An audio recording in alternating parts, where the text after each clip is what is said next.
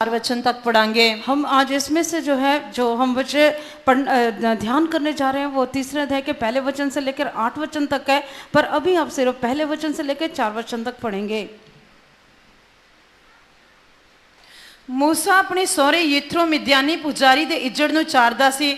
उसने इज्जड़ नूं उजाड़ दे पिछली वाल हक दिता अते वह परमेशर दे पहाड़ होरेब दे कोल आया तां यहोवा दे दूत ने एक झाड़ी विचों अग दी लाट विच उसनूं दर्शन दिता।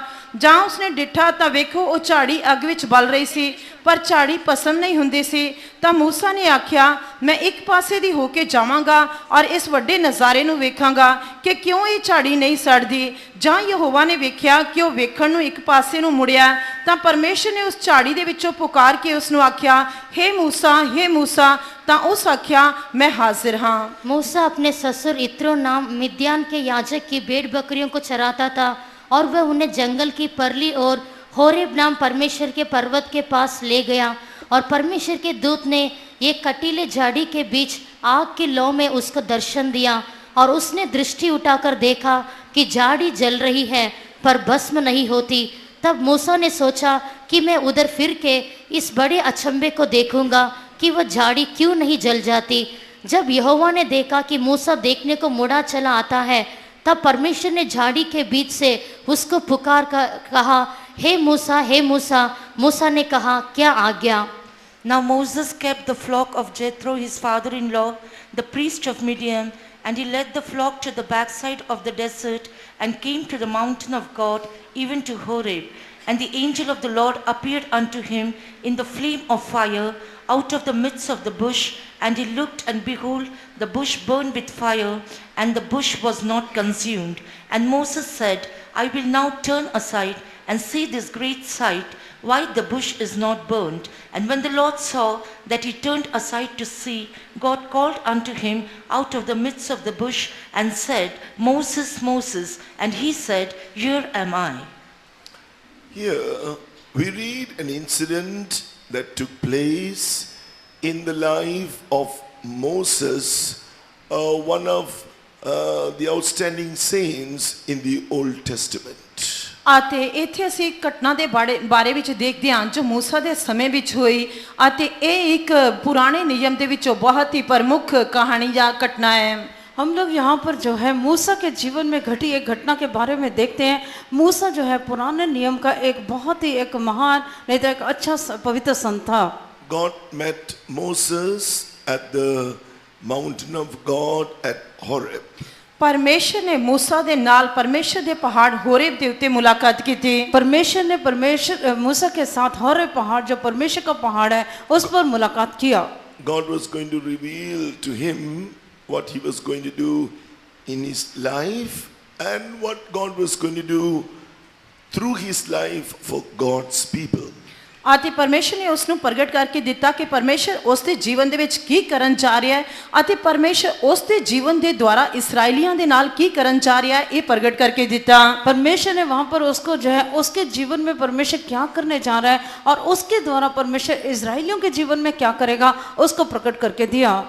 This passage therefore is relevant to us in the New Testament period because God has also kept those who are before us to lead us, and we are God's people, the church of God, the God's people in this New Testament. आते ये जो संदर्भ है नवे नियम दे विच साडे नाल भी संबंधित है क्योंकि परमेश्वर ने साडे ऊपर आगुआं नूं ठहराया है आते सानू जो असी जो परमेश्वर दे लोग हाँ परमेश्वर ने साडे उत्ते आगुआं नूं ठहराया करके वेखदे हां। हम ये जो बात है ये हमारे लिए भी लागू होती है क्योंकि परमेश्वर ने हमारे ऊपर अगुवे लोगों को ठहराया और कैसे हमें अगुवाई मिलने हैं उसके बाद में ये दिखाता है।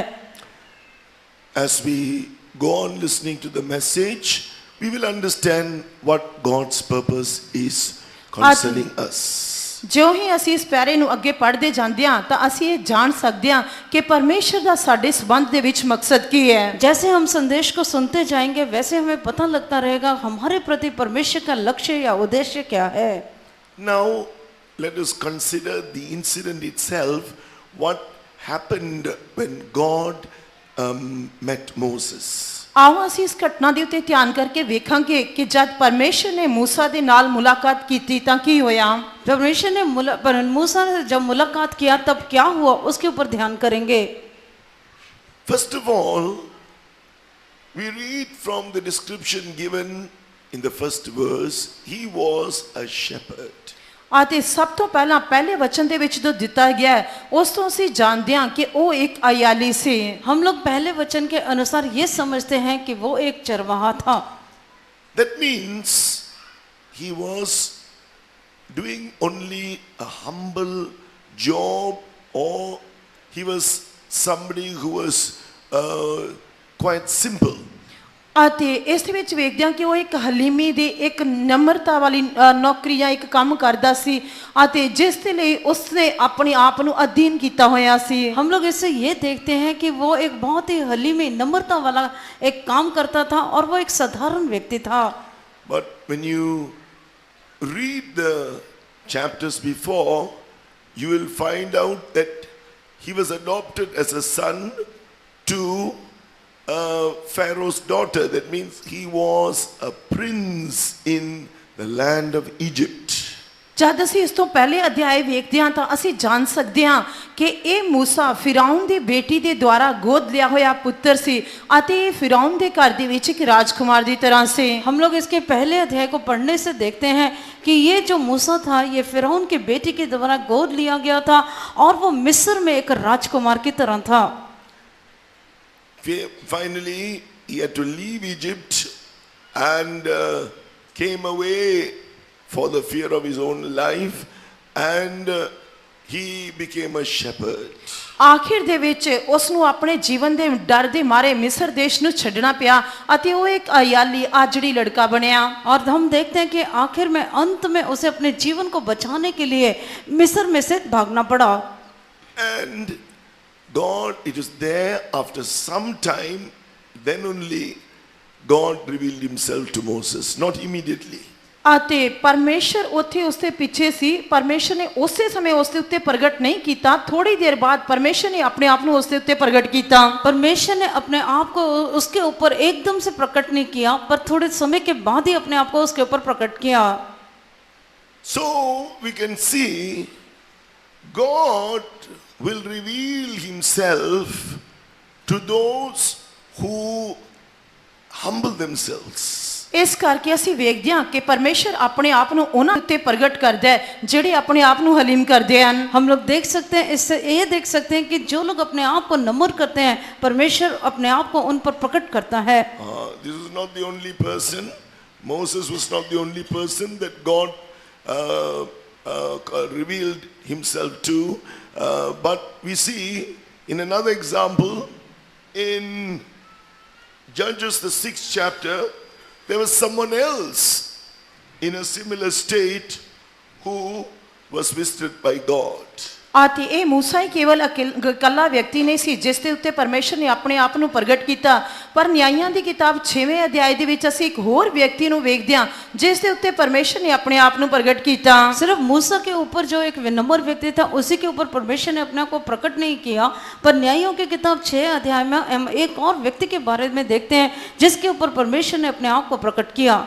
God appeared, or the angel of the Lord appeared to this saint of the Old Testament called Gideon.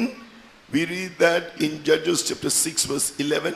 I will read most of the verses unless I ask you to read. Do not read.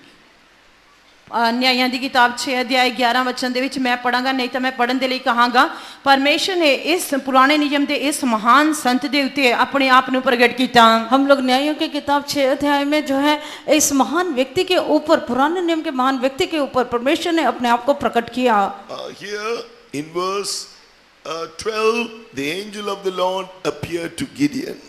ਇੱਥੇ 6 ਅਧਿਆਇ 12 ਵਚਨ ਦੇ ਵਿੱਚ ਯਹੋਵਾ ਦਾ ਦੂਤ ਗਿਦਾਉਨ ਦੇ ਉੱਤੇ ਪ੍ਰਗਟ ਹੋਇਆ। हम लोग जो न्यायों की किताब 6 अध्याय उसके 12 वचन में देखते हैं कि परमेश्वर का सरदूत जो है वो गिदयोन के ऊपर प्रकट हुआ। He said, "The Lord is with you, you mighty man of valor."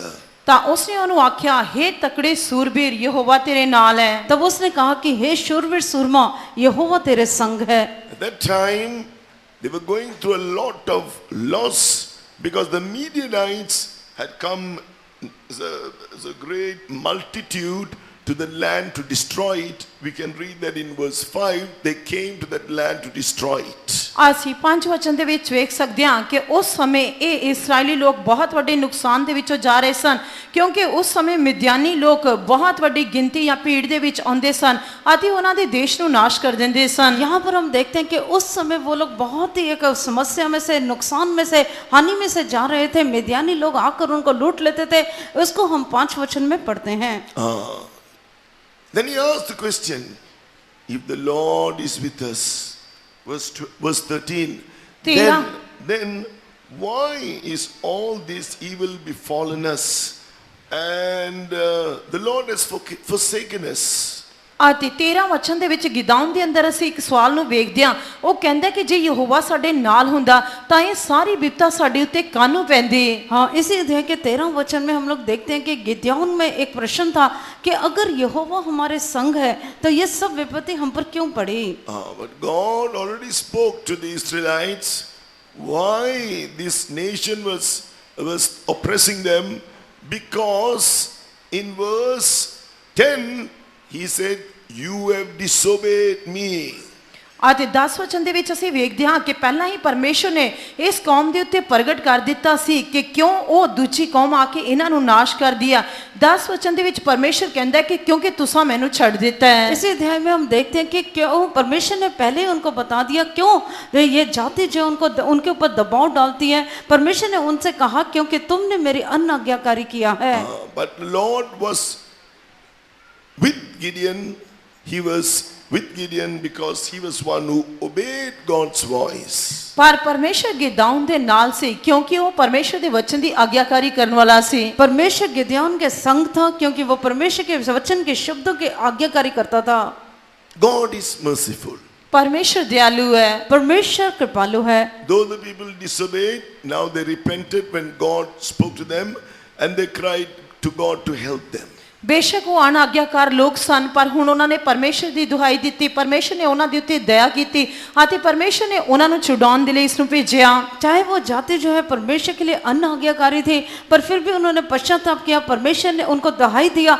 परमेश्वर ने उनके दुहाई को सुना। When you disobey God's voice, you will face oppression and trouble in your lives. But if you repent and once again cry to God, He will deliver you. जब ਤੁਸੀਂ ਪਰਮੇਸ਼ਰ ਦੀ ਅਨਾਗਿਆਕਾਰੀ ਕਰੋਗੇ ਤਾਂ ਤੁਹਾਡੇ ਜੀਵਨ ਦੇ ਵਿੱਚ ਦੁੱਖ, ਦਬਾਅ ਅਤੇ ਕਠਿਨਾਈਆਂ ਆਉਣਗੀਆਂ, ਪਰ ਜਦ ਤੁਸੀਂ ਪਛਤਾਪ ਕਰਕੇ ਉਸ ਨੂੰ ਪੁਕਾਰੋਗੇ ਤਾਂ ਉਹ ਤੁਹਾਨੂੰ ਛੁਡਾਏਗਾ। आपके जीवन में जब आप अगर परमेश्वर की अनाज्ञाकारी करते हैं पर अगर पश्चाताप करके दुहाई देंगे तो परमेश्वर आपके हर एक कष्ट से, कलेश से, समस्या से छुड़ाएगा। Now, when God approached, the angel of God approached Gideon and spoke these things to him. Now he gave an answer to the angel of God, "Oh my Lord."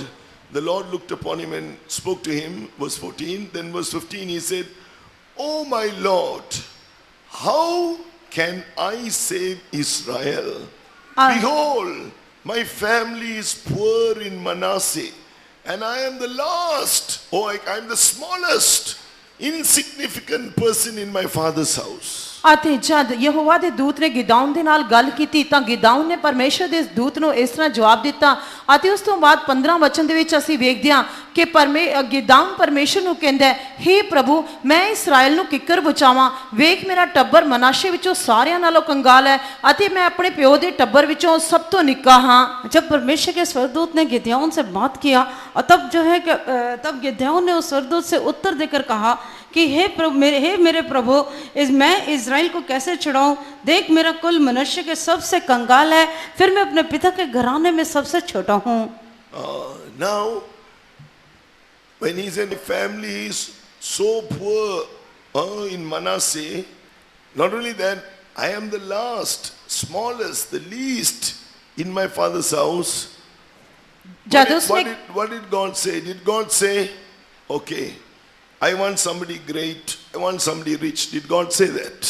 ਅਤੇ ਜਦ ਉਸਨੇ ਪਰਮੇਸ਼ਰ ਨੂੰ ਕਿਹਾ ਕਿ ਵੇਖ ਮੇਰਾ ਟੱਬਰ ਮਨਾਸ਼ੇ ਵਿੱਚੋਂ ਸਾਰਿਆਂ ਨਾਲੋਂ ਕੰਗਾਲ ਹੈ ਅਤੇ ਮੈਂ ਆਪਣੇ ਪਿਓ ਦੇ ਟੱਬਰ ਵਿੱਚੋਂ ਸਭ ਤੋਂ ਨਿੱਕਾ ਹਾਂ, ਸਭ ਤੋਂ ਛੋਟਾ ਹਾਂ, ਤਾਂ ਪਰਮੇਸ਼ਰ ਨੇ ਉਸ ਨੂੰ ਇਸ ਤਰ੍ਹਾਂ ਉੱਤਰ ਦਿੱਤਾ, ਠੀਕ ਹੈ ਮੈਂ ਕਿਸੇ ਹੋਰ ਮਹਾਨ ਸੰਤ ਨੂੰ ਦੇਖਾਂਗਾ, ਕਿਸੇ ਹੋਰ ਧਨੀ ਵਿਅਕਤੀ ਨੂੰ ਦੇਖਾਂਗਾ।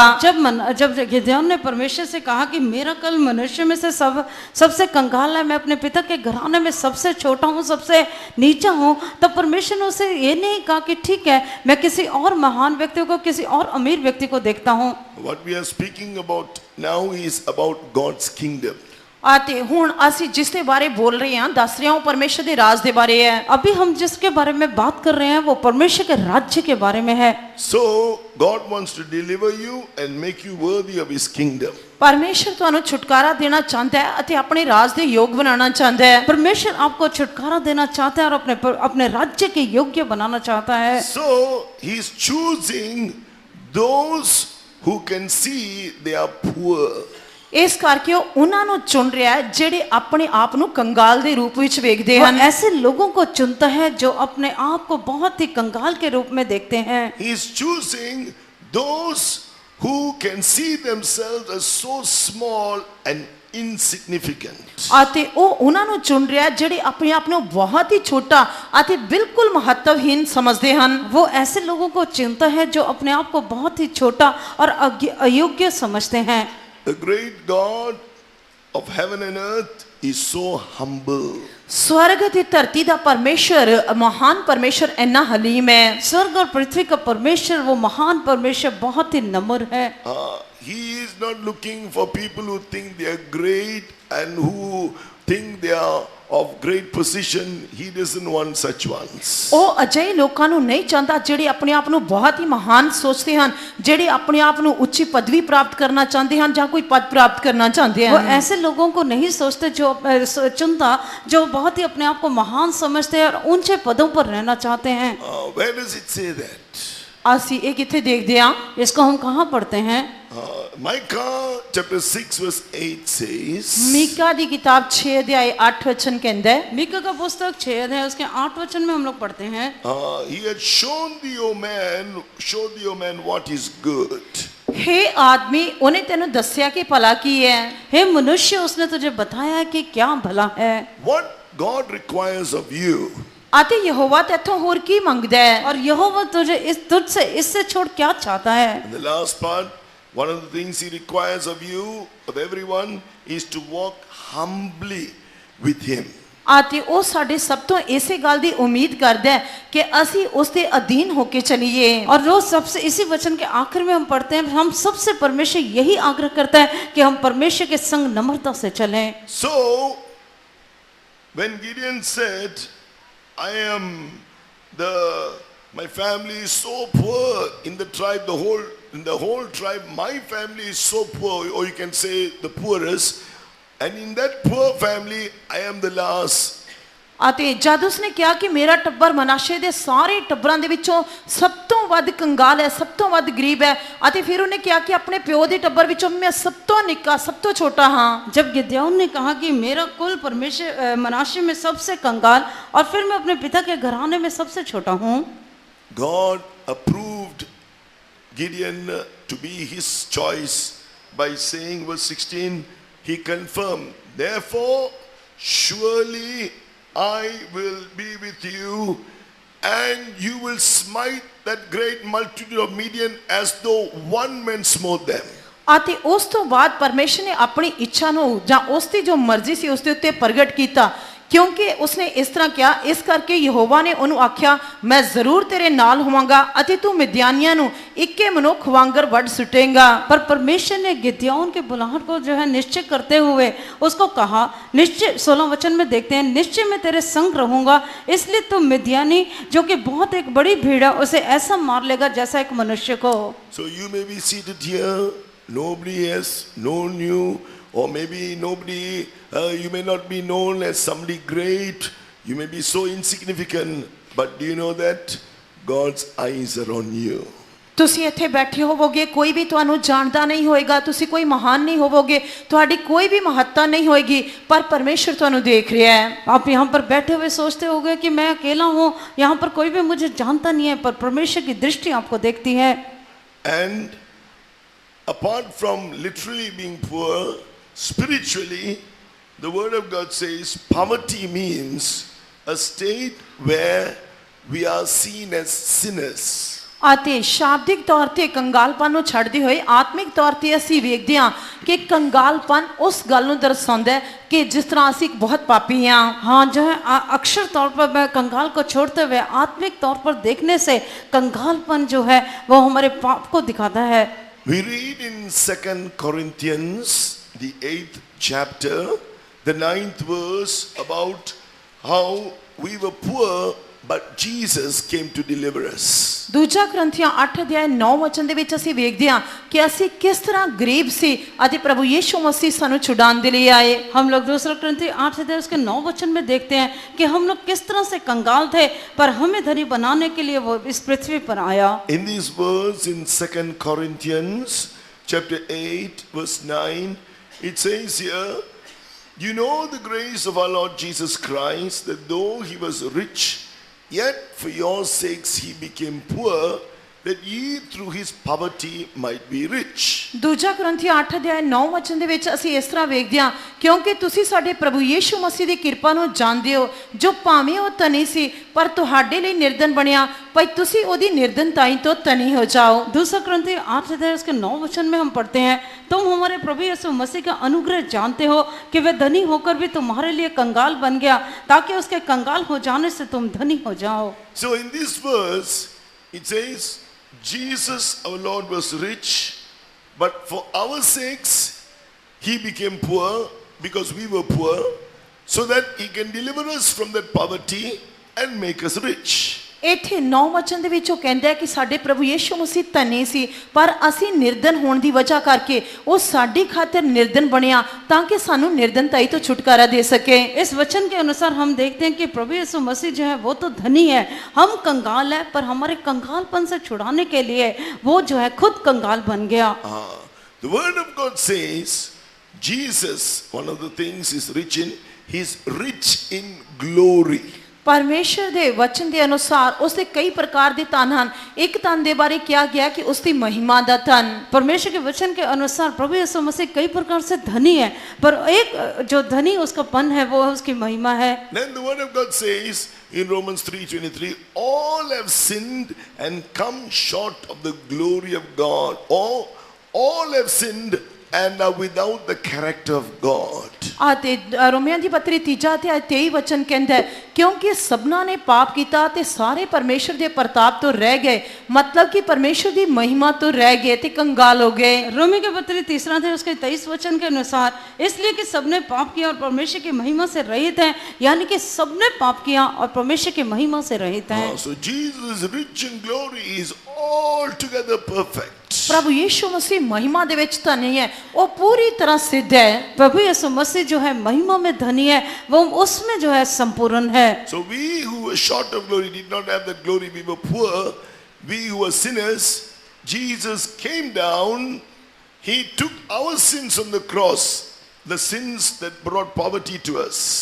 ਇਸ ਕਰਕੇ ਅਸੀਂ ਜੋ ਸਾਡੇ ਅੰਦਰ ਕੋਈ ਪ੍ਰਤਾਪ ਨਹੀਂ ਸੀ, ਅਸੀਂ ਕੰਗਾਲ ਸੀ, ਇਸ ਕਰਕੇ ਪ੍ਰਭੂ ਯੀਸ਼ੂ ਮਸੀਹ ਸਾਡੀ ਖਾਤਰ ਥੱਲੇ ਆਏ ਅਤੇ ਉਸਨੇ ਸਾਡੇ ਪਾਪ ਜੋ ਸਾਡੀ ਕੰਗਾਲ ਕੰਪਨ ਸੀ ਉਸਨੇ ਉਸ ਨੂੰ ਆਪਣੇ ਉੱਤੇ ਚੁੱਕ ਲਿਆ ਅਤੇ ਸਾਨੂੰ ਧਨੀ बनाया। हम पापी होने के कारण उसके महिमा से रहित थे पर प्रभु यीशु मसीह इस जगत में आया और क्रूस के ऊपर उसने सारे हमारे पापों को उठा लिया और हमें धनी बनाया। And then he died and rose again. फिर वो मर गया ते जी उठिया। फिर वो मर गया और फिर जी उठा।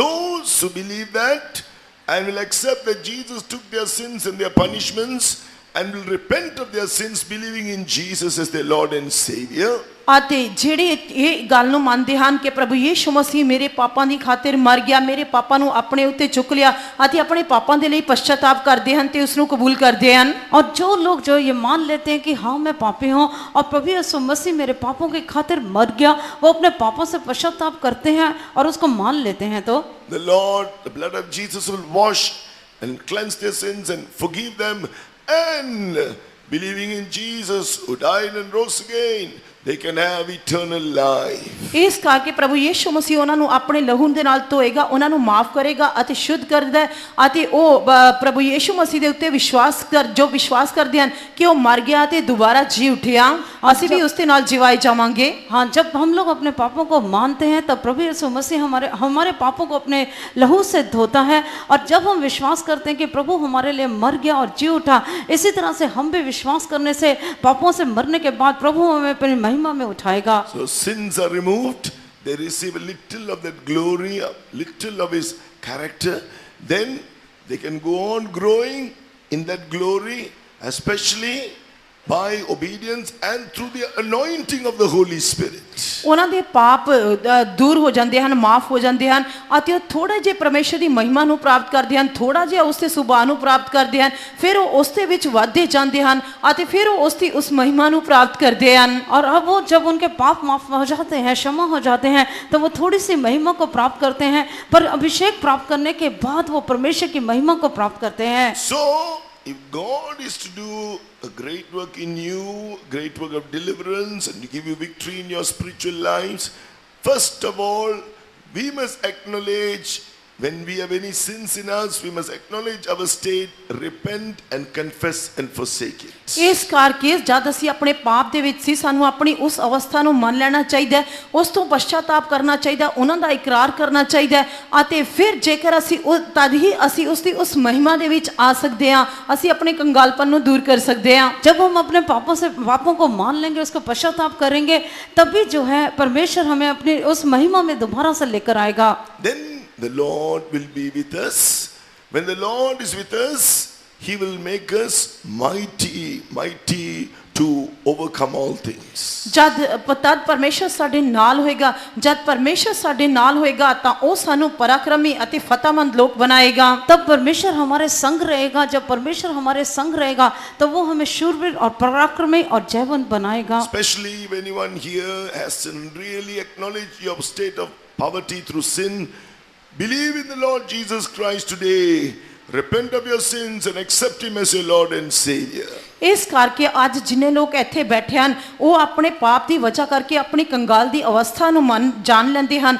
ਅੱਜ ਤੁਹਾਨੂੰ ਉਹ ਪ੍ਰਭੂ ਦੇ ਉੱਤੇ ਵਿਸ਼ਵਾਸ ਕਰਨਾ ਚਾਹੀਦਾ ਹੈ, ਪਛਤਾਪ ਕਰਨਾ ਚਾਹੀਦਾ ਹੈ ਅਤੇ ਆਪਣੇ ਪਾਪਾਂ ਦਾ ਪ੍ਰਭੂ ਦੇ ਅੱਗੇ ਇਕਰਾਰ ਕਰਨਾ ਚਾਹੀਦਾ ਹੈ। आप जब अपने कंगालपन को, अपने पाप की अवस्था को समझ लेते हो, तो आज सुबह के समय जब आप परमेश्वर के सम्मुख में बैठे हो तो अपने पापों को मान लेना चाहिए और उनसे पश्चाताप करना चाहिए। And so God, our God, He is one who looks into the heart. ਇਸ ਕਰਕੇ ਸਾਡਾ ਪਰਮੇਸ਼ਰ ਉਹ ਪਰਮੇਸ਼ਰ ਹੈ ਜੋ ਸਾਡੇ ਦਿਲ ਦੇ ਅੰਦਰ ਦੇਖਦਾ ਹੈ। हमारा परमेश्वर ऐसा परमेश्वर है जो हमारे हृदय को देखता है। Another great saint of the Old Testament, King David, he was a shepherd when God called him to become the king. ਇਸ ਕਰਕੇ ਇੱਕ ਪੁਰਾਣੇ ਨਿਯਮ ਦਾ ਹੋਰ ਮਹਾਨ ਸੰਤ ਦਾਊਦ, ਜਦ ਪਰਮੇਸ਼ਰ ਨੇ ਉਸ ਨੂੰ ਸੱਦਿਆ ਤਾਂ ਉਸ ਸਮੇਂ ਉਹ ਇੱਕ ਆਜੜੀ ਲੜਕਾ ਸੀ ਅਤੇ ਪਰਮੇਸ਼ਰ ਨੇ ਉਸ ਨੂੰ ਉਸ ਸਮੇਂ ਰਾਜਾ बनाया। पुराने नियम का एक और महान पवित्र संत के बारे में, दाऊद के बारे में देखते हैं। राजा बनाने से पहले दाऊद भी एक चरवाहा था। When Samuel the prophet was told by God, go to David's father's house, you are going to anoint one of his sons to be the king of Israel. Samuel the prophet went to that house. ਅਤੇ ਜਦ ਪਰਮੇਸ਼ਰ ਨੇ Samuel ਨਬੀ ਨੂੰ ਦਾਊਦ ਦੇ ਪਿਤਾ ਦੇ ਘਰ ਦੇ ਵਿੱਚ ਜਾਣ ਦੇ ਲਈ ਕਿਹਾ ਅਤੇ ਪਰਮੇਸ਼ਰ ਨੇ ਉਸ ਨੂੰ ਸੈਮੂਅਲ ਨੂੰ ਕਿਹਾ ਕਿ ਤੂੰ ਯਿਸ਼ੈ ਦੇ ਪੁੱਤਰਾਂ ਦੇ ਵਿੱਚੋਂ ਇੱਕ ਨੂੰ ਮੇਰੇ ਲਈ ਰਾਜੇ ਦੇ रूप ਦੇ ਵਿੱਚ ਮਸਾ ਕਰੇ। हाँ, जब परमेश्वर ने शमूएल को जो है दाऊद के पिता के घराने में भेजा और उससे कहा यिशै के पुत्रों में से मेरे लिए एक पुत्र को अभिषेक करना।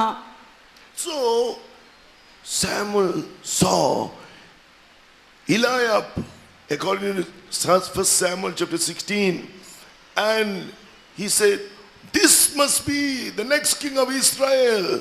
Then God told him, because his appearance may be good, because he is well built and tall, don't think I have chosen him.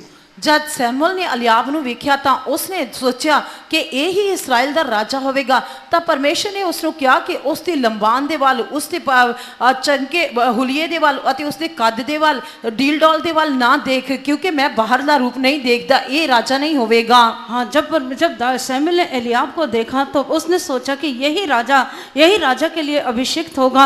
पर परमेश्वर ने उसके रूप पर दृष्टि ना कर, ना उसके कद की ऊंचाई पर, मैं बाहरी रूप नहीं पर मैं हृदय को देखता हूँ। God said, I don't look on the outer appearance, I am looking on the heart. परमेश्वर ने क्या, मैं तो बाहरला रूप नहीं देखता, मैं तो हृदय ਨੂੰ ਵੇਖਦਾ ਹਾਂ। तब परमेश्वर ने उससे कहा कि मैं बाहर का रूप नहीं पर हृदय को देखता हूँ। So one by one, all David's older brothers passed before Samuel, and he said, not this one, not this one. And then finally, David was not there because he was so insignificant. Who wants a shepherd to be a king? How can a shepherd become a king?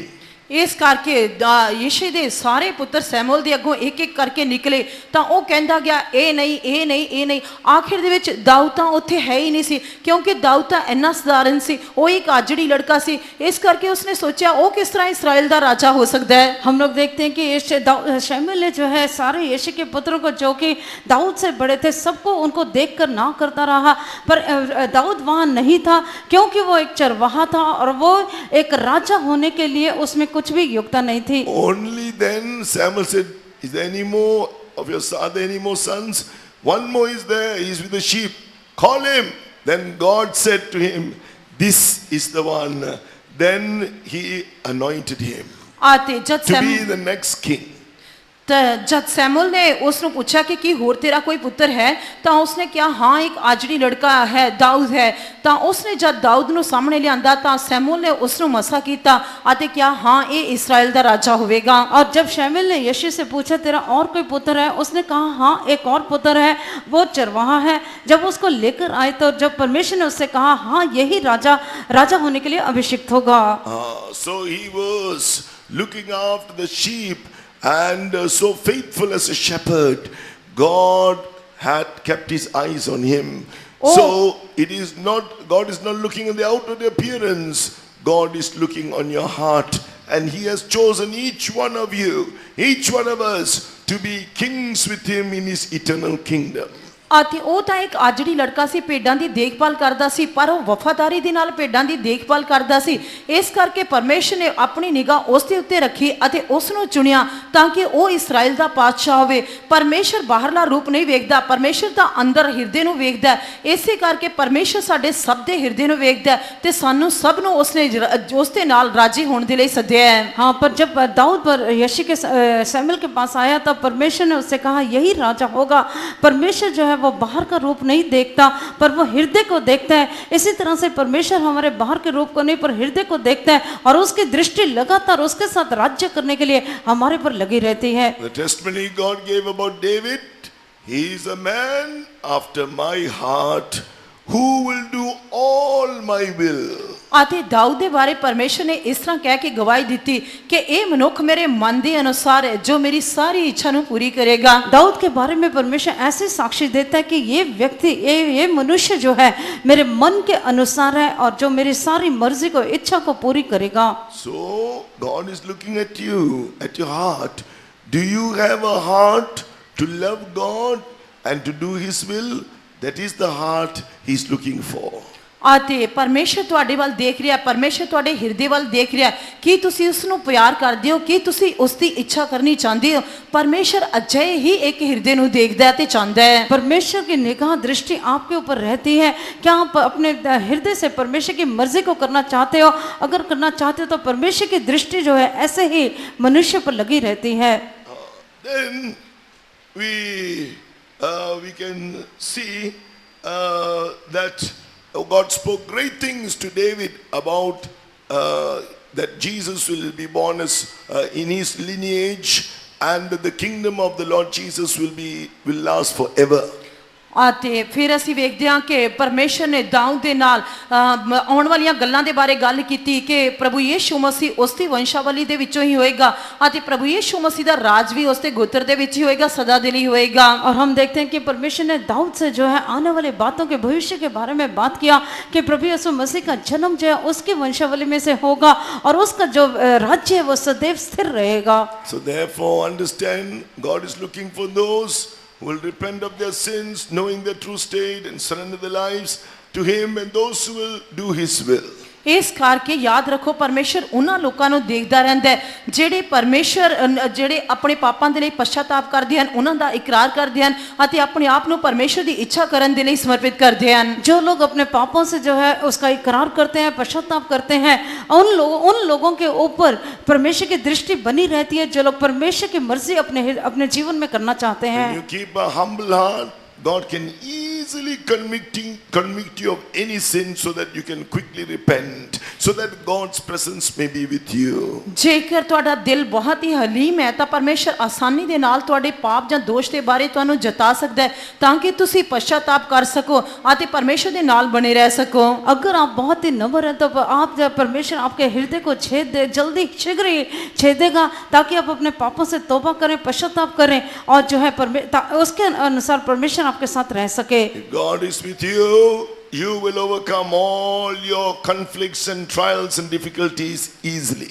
ਜੇਕਰ ਪਰਮੇਸ਼ਰ ਤੁਹਾਡੇ ਨਾਲ ਹੈ ਤਾਂ ਤੁਸੀਂ ਆਪਣੀਆਂ ਸਾਰੀਆਂ ਪਰਖਾਂ, ਅਜ਼ਮਾਇਸ਼ਾਂ, ਮੁਸ਼ਕਿਲਾਤਾਂ ਤੇ ਦੁੱਖਾਂ ਦੇ ਉੱਤੇ ਆਸਾਨੀ ਦੇ ਨਾਲ ਫਤਹ ਪਾ ਸਕਦੇ ਹੋ। अगर परमेश्वर आपके संग है तो आप बहुत ही आसानी के साथ अपने कलेशों में, अपने समस्याओं में, अपने मुश्किलों में जय प्राप्त कर सकते हो। Now we will look at something else from that portion of Exodus chapter 3. ਅਤੇ ਹੁਣ ਅਸੀਂ ਕੂਚ ਦੀ ਕਿਤਾਬ 3 ਅਧਿਆਏ ਦੇ ਵਿੱਚੋਂ ਉਸ ਪੈਰੇ ਚੋਂ ਕੁਝ ਹੋਰ ਗੱਲ ਦੇ ਉੱਤੇ ਧਿਆਨ ਕਰਾਂਗੇ। अभी हम निर्गमन की किताब 3 अध्याय में से कुछ और हिस्से पर ध्यान करेंगे। So here now we are going to consider verse 2.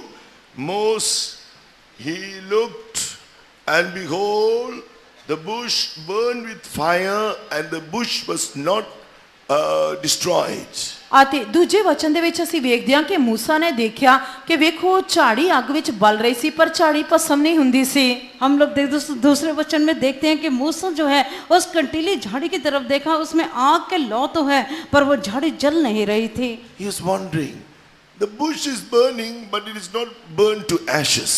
ਤਾਂ ਉਹ ਹੈਰਾਨ ਹੋ ਰਿਹਾ ਸੀ ਕਿ ਝਾੜੀ ਤਾਂ ਅੱਗ ਦੇ ਵਿੱਚ ਜਲ ਰਹੀ ਹੈ ਪਰ ਇਹ ਜਲ ਕੇ ਰਾਖ ਕਿਉਂ नहीं हो रही। वो बहुत ही हैरान था, ये झाड़ी तो जल तो रही है पर ये भस्म नहीं हो रही। So then he began to understand this is the fire of God. ਤਦ ਉਹਨੂੰ ਇਹ ਗੱਲ ਸਮਝਣ ਲੱਗਾ ਕਿ ਇਹ ਪਰਮੇਸ਼ਰ ਦੀ ਆਗਿਆ ਹੈ। तब वो समझ गया कि ये परमेश्वर की आग है। So the fire of God which burns, if that fire of God is burning in you, from this message we can get from this incident we can get a message. It will not destroy you. ਇਸ ਕਰਕੇ ਜੇਕਰ ਪਰਮੇਸ਼ਰ ਦੀ ਅੱਗ ਤੁਹਾਡੇ ਅੰਦਰ ਜਲ ਰਹੀ ਹੈ ਤਾਂ ਇਸ ਪੈਰੇ ਤੋਂ ਤੁਸੀਂ ਇੱਕ ਸੰਦੇਸ਼ ਲੈ ਸਕਦੇ ਆ ਪਰ ਇਹ ਤੁਹਾਨੂੰ ਭਸਮ नहीं करेगी, ये ਤੁਹਾਨੂੰ जला नहीं देवेगी। हाँ, इस वचन से हम समझ सकते हैं कि अगर परमेश्वर की आग आपके जीवन में जल रही है तो वह आपको भस्म नहीं होने देगा। But Old Testament Israelites, when they saw the fire there at Sinai, all were afraid. Oh, we are going to get consumed. ਪਰ ਅਸੀਂ ਪੁਰਾਣੇ ਨਿਯਮ ਦੇ ਵਿੱਚ ਜਦ ਸਾਰੇ ਇਸਰਾਈਲੀਆਂ ਨੇ ਸਿਨਈ ਪਹਾੜ ਦੇ ਉੱਤੇ ਅੱਗ ਨੂੰ ਦੇਖਿਆ ਤਾਂ ਉਹ ਸਾਰੇ डर गए ਤਾਂ ਉਹਨਾਂ ने सोचा कि ਅਸੀਂ ਭਸਮ हो जावांगे। पुराने नियम में सिनई पहाड़ के ऊपर जब लोगों ने, इजराइलियों ने आग को देखा तो वो लोग भयभीत हो गए और उन्होंने सोचा कि वो भस्म हो जाएंगे। Why? They didn't have a mind to repent. They didn't have a mind to obey God's commandments. ਕਿਉਂਕਿ ਉਹਨਾਂ ਦੇ ਅੰਦਰ ਪਛਤਾਪ ਕਰਨ ਵਾਲਾ ਮਨ ਨਹੀਂ ਸੀ ਅਤੇ ਪਰਮੇਸ਼ਰ ਦੇ ਹੁਕਮਾਂ ਦੀ ਆਗਿਆਕਾਰੀ ਕਰਨ ਵਾਲਾ ਮਨ ਨਹੀਂ ਸੀ। क्योंकि उनके अंदर जो है परमेश्वर के लिए, अपने पापों से पश्चाताप करने के लिए और परमेश्वर की आज्ञाकारी करने के लिए मन नहीं था। So in this incident, Moses was not afraid of the fire. ਪਰ ਇਸ ਘਟਨਾ ਵਿੱਚ ਅਸੀਂ ਵੇਖਦੇ ਹਾਂ ਕਿ ਮੂਸਾ ਇਸ ਅੱਗ ਤੋਂ ਡਰਿਆ ਨਹੀਂ ਹੈ। हम इस घटना में देखते हैं कि मूसा उस आग से डरा नहीं। Oh, what is this? He came, he saw the fire burning. So he understood also a message from that. ਅਤੇ ਉਸਨੇ ਸੋਚਿਆ ਇਹ ਕੀ ਹੈ। ਉਸਨੇ ਇਸ ਤੋਂ ਸੰਦੇਸ਼ ਸਮਝ ਲਿਆ ਅਤੇ ਉਹ ਉਸ ਤੇ ਹੋਰ ਵੀ ਨੇੜੇ ਦੇਖਣ ਲਈ ਆਇਆ। हम लोग देखते हैं कि वो जो है उसको वो समझ गया और वो उसको देखने के लिए और भी उसके निकट गया। That fire will preserve you. ਉਹ ਅੱਗ ਤੁਹਾਨੂੰ ਸੰਭਾਲੇਗੀ, ਤੁਹਾਡੀ ਰਾਖੀ ਕਰੇਗੀ। वो आग आपको संभालेगा, आपको वो सुरक्षित रखेगा। Last night, Pastor told there was a sister, a young sister, and she was praying because she wanted to come to serve God in His full-time ministry, but her mother, who loved her very much, did not want her to leave. ਅਤੇ ਕੱਲ pastor ਜੀ ਨੇ ਇੱਕ ਗੱਲ ਦੱਸੀ ਸੀ ਕਿ ਇੱਕ ਛੋਟੀ ਲੜਕੀ ਲਗਾਤਾਰ ਪ੍ਰਾਰਥਨਾ ਕਰ ਰਹੀ ਸੀ ਜੋ ਜੀਵਨ ਭਰ ਪਰਮੇਸ਼ਰ ਦੀ ਸੇਵਾ ਕਰਨਾ ਚਾਹੁੰਦੀ ਸੀ, ਪਰ ਉਸ ਦੀ ਮਾਤਾ ਉਸ ਨੂੰ ਬਹੁਤ ਪਿਆਰ ਕਰਦੀ ਸੀ ਤੇ ਉਹ ਨਹੀਂ ਚਾਹੁੰਦੀ ਸੀ ਕਿ ਉਹ ਇਸ ਤਰ੍ਹਾਂ सेवा ਵਿੱਚ जाए। कल पास्टर जी ने रात को बताया था कि एक जवान लड़की थी जो प्रभु की सेवा करना चाहती थी। वो लगातार प्रार्थना कर रही थी। वो इसलिए कर रही थी क्योंकि उसकी जो माता थे वो उसको बहुत प्रेम करते थे और उसको सेवा में आने नहीं देना चाहते थे। Her father died when she was very young, and she was of another faith at that time. ਅਤੇ ਉਸ ਦੇ ਪਿਤਾ ਜੀ ਮਰ ਚੁੱਕੇ ਸਨ ਜਦੋਂ ਇੱਕ ਦੂਜੇ ਵਿਸ਼ਵਾਸ ਦੇ ਵਿੱਚ ਰਹਿੰਦੇ ਸਨ। जब वो छोटी थी तभी उसके पिता की मृत्यु हो गई, पर उस समय वो दूसरे विश्वास में थे। Then she felt the loss of the father. She wanted father's love. Then one day she heard the gospel.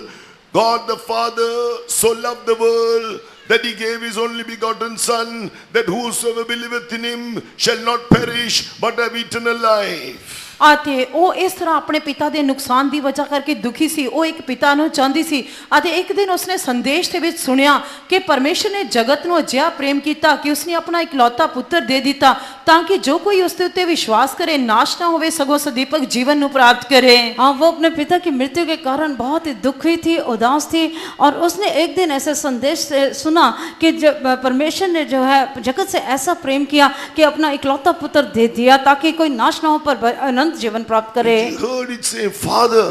She said, I want God to be my father.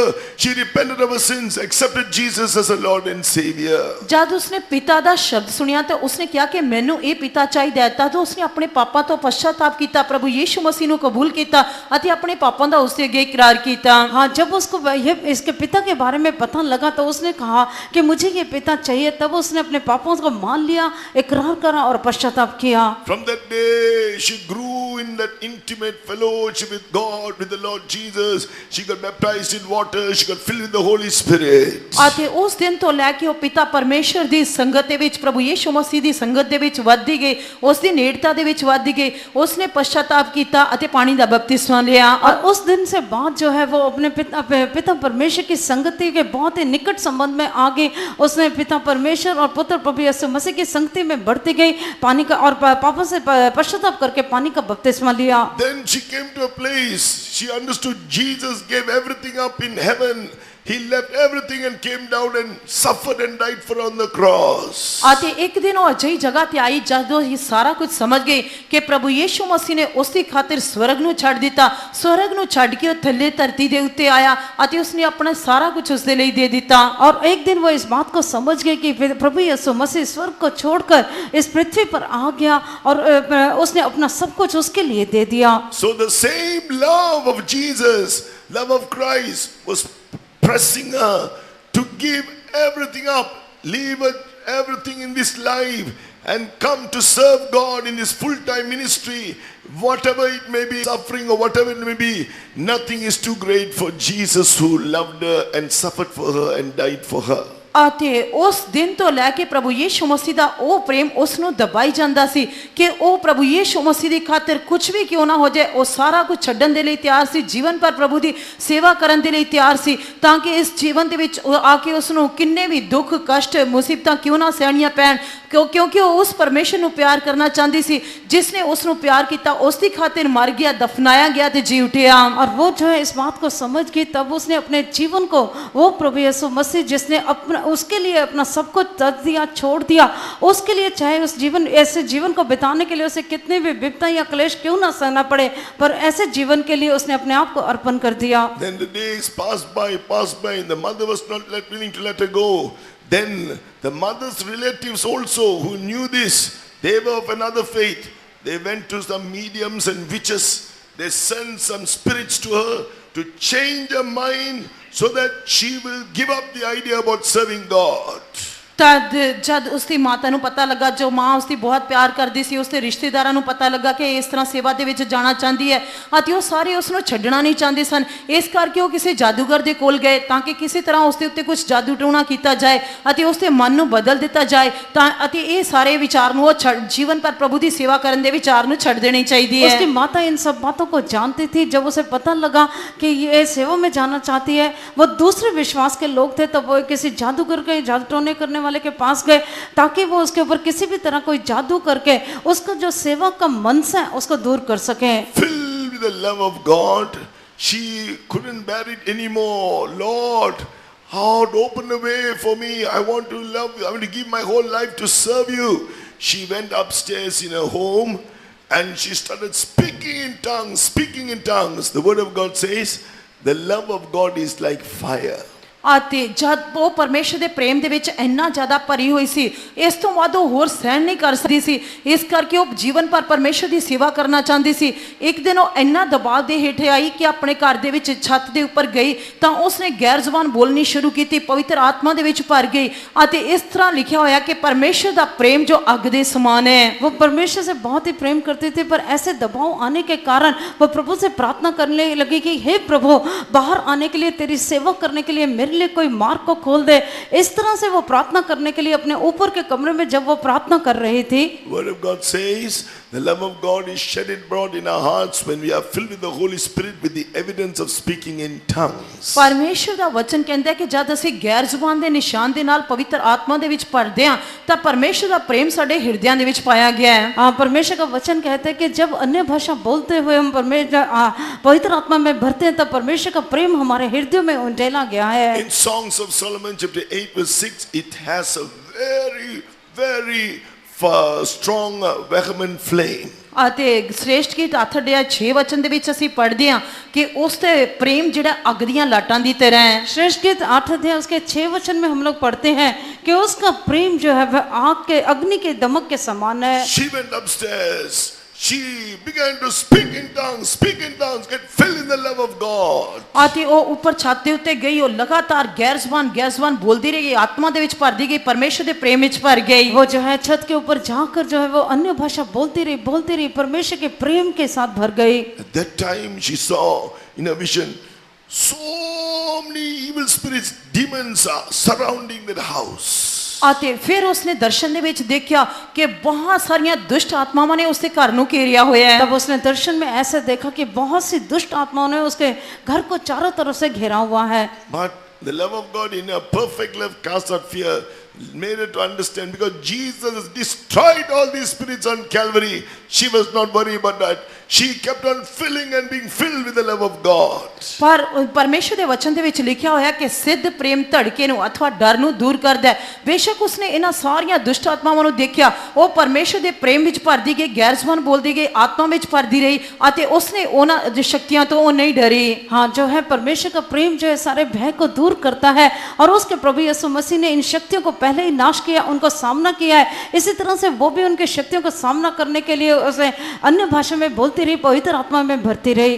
Later, the relatives of this, her mother, came to her and told her, we got the mediums which to send so many demons to change her mind. But these demons came. They saw fire all around. They said to these, they went back to the mediums, witches. They said, we cannot go near. If we go near that girl, the fire will burn us. ਅਤੇ ਉਹ ਉਸਦੇ ਰਿਸ਼ਤੇਦਾਰਾਂ ਜਿਹੜੇ ਜਾਦੂਗਰਾਂ ਦੇ ਕੋਲ ਗਏ ਸਨ ਤਾਂ ਕਿ ਉਹ ਉਸਦੇ ਮਨ ਨੂੰ ਬਦਲ ਸਕਣ, ਉਹਨਾਂ ਰਿਸ਼ਤੇਦਾਰਾਂ ਨੇ ਉਹ ਜਾਦੂਗਰ ਦੇ ਦੁਆਰੇ ਬਹੁਤ ਸਾਰੀਆਂ ਦੁਸ਼ਟ ਆਤਮਾਵਾਂ ਨੂੰ ਭੇਜਿਆ ਸੀ। ਤਾਂ ਉਹ ਦੁਸ਼ਟ ਆਤਮਾਵਾਂ ਨੇ ਦੇਖਿਆ ਉਸਨੇ ਕਿ ਉਹਨਾਂ ਦੇ ਘਰ ਦੇ ਆਲੇ ਦੁਆਲੇ ਇੱਕ ਅੱਗ ਦੀ ਕੰਧ ਸੀ ਅਤੇ ਉਹ ਦੁਸ਼ਟ ਆਤਮਾਵਾਂ ਕਹਿੰਦੀਆਂ ਸਨ ਕਿ ਅਸੀਂ ਉਸ ਲੜਕੀ ਦੇ ਨੇੜੇ ਨਹੀਂ ਜਾ ਸਕਦੇ ਕਿਉਂਕਿ ਉਸਦੇ ਆਲੇ ਦੁਆਲੇ ਅੱਗ ਹੈ, ਜੇਕਰ ਅਸੀਂ ਉਸਦੇ ਨੇੜੇ ਜਾਵਾਂਗੇ ਤਾਂ ਉਹ ਅੱਗ ਸਾਨੂੰ ਭਸਮ ਕਰ देगी। तब उस लड़की के रिश्तेदारों ने उसकी माता से कहा कि हम लोग जो है बहुत सारी दुष्ट आत्मा को उसके मन को बदलने के लिए भेजा, पर वो दुष्ट आत्माएं उसके पास जा नहीं सकती क्योंकि उसके चारों तरफ आग है। वो दुष्ट आत्माएं कहती हैं कि अगर हमें इसको छुएंगे भी तो हम भस्म हो जाएंगे। The mother's own relatives told her, you better send her to serve God And 36 years ago, the mother sent her to serve God. She's still serving God in this mission. ਤੇ ਉਸ ਦੇ ਆਪਣੇ ਮਾਤਾ ਦੇ ਆਪਣੇ ਰਿਸ਼ਤੇਦਾਰਾਂ ਨੇ ਉਸ ਨੂੰ ਕਿਹਾ ਕਿ ਬਿਹਤਰ ਹੈ ਕਿ ਇਸ ਨੂੰ ਸੇਵਾ ਦੇ ਵਿੱਚ ਭੇਜ ਦਿਓ। ਇਸ ਕਰਕੇ 36 ਸਾਲ ਪਹਿਲਾਂ ਉਹ ਪਰਮੇਸ਼ਰ ਦੇ ਘਰ ਵਿੱਚ ਸੇਵਾ ਕਰਨ ਦੇ ਲਈ ਆਈ ਅਤੇ ਹੁਣ ਤੱਕ ਉਹ ਪ੍ਰਭੂ ਦੀ ਸੇਵਾ कर रही है। तब उन्हीं रिश्तेदारों ने उसकी माँ से कहा कि आप ये अच्छा रहेगा कि आप इसको सेवा करने के लिए भेज दें। 36 वर्ष पहले वो सेवा के लिए आए थे, अभी भी परमेश्वर के घर में हैं। Remember, the love of God is fire. If you are or keeping your life in the first love, ਯਾਦ ਰੱਖੋ ਕਿ ਪਰਮੇਸ਼ਰ ਦਾ ਪ੍ਰੇਮ ਅੱਗ ਹੈ। ਜੇਕਰ ਤੁਸੀਂ ਆਪਣੇ ਜੀਵਨ ਨੂੰ ਪਰਮੇਸ਼ਰ ਦੇ ਪਹਿਲੇ ਪ੍ਰੇਮ ਦੇ ਵਿੱਚ ਸੰਭਾਲਦੇ ਹੋ। एक बात स्मरण रखें कि परमेश्वर का प्रेम आग के समान है। अगर आप अपने जीवन को पहले प्रेम में बनाए रखते हो, grateful to Jesus for giving you deliverance from sin and the lake of fire, and willing to do anything for Jesus who gave his life for you. ਅਤੇ ਪ੍ਰਭੂ ਯਿਸੂ ਮਸੀਹ ਨੇ ਤੁਹਾਨੂੰ ਪਾਪ ਤੋਂ ਨਰਕ ਦੀ ਅੱਗ ਤੋਂ ਛੁਡਾਇਆ, ਉਸ ਦੇ ਪ੍ਰਤੀ ਸ਼ੁਕਰਗੁਜ਼ਾਰ ਰਹਿੰਦੇ ਹੋ ਤਾਂ ਤੁਹਾਨੂੰ ਉਸ ਦੇ ਲਈ ਕੁਝ ਵੀ ਕਰਨ ਦੇ ਲਈ ਤਿਆਰ ਰਹਿਣਾ ਚਾਹੀਦਾ ਹੈ। हाँ, अगर आप जो है जो परमेश्वर ने आपको पाप से छुटकारा दिया, नरक की आग से छुटकारा दिया, उसके प्रति शुक्रगुजार रहते हो तो Being in this state is that first love. You will always remember your salvation and be so grateful.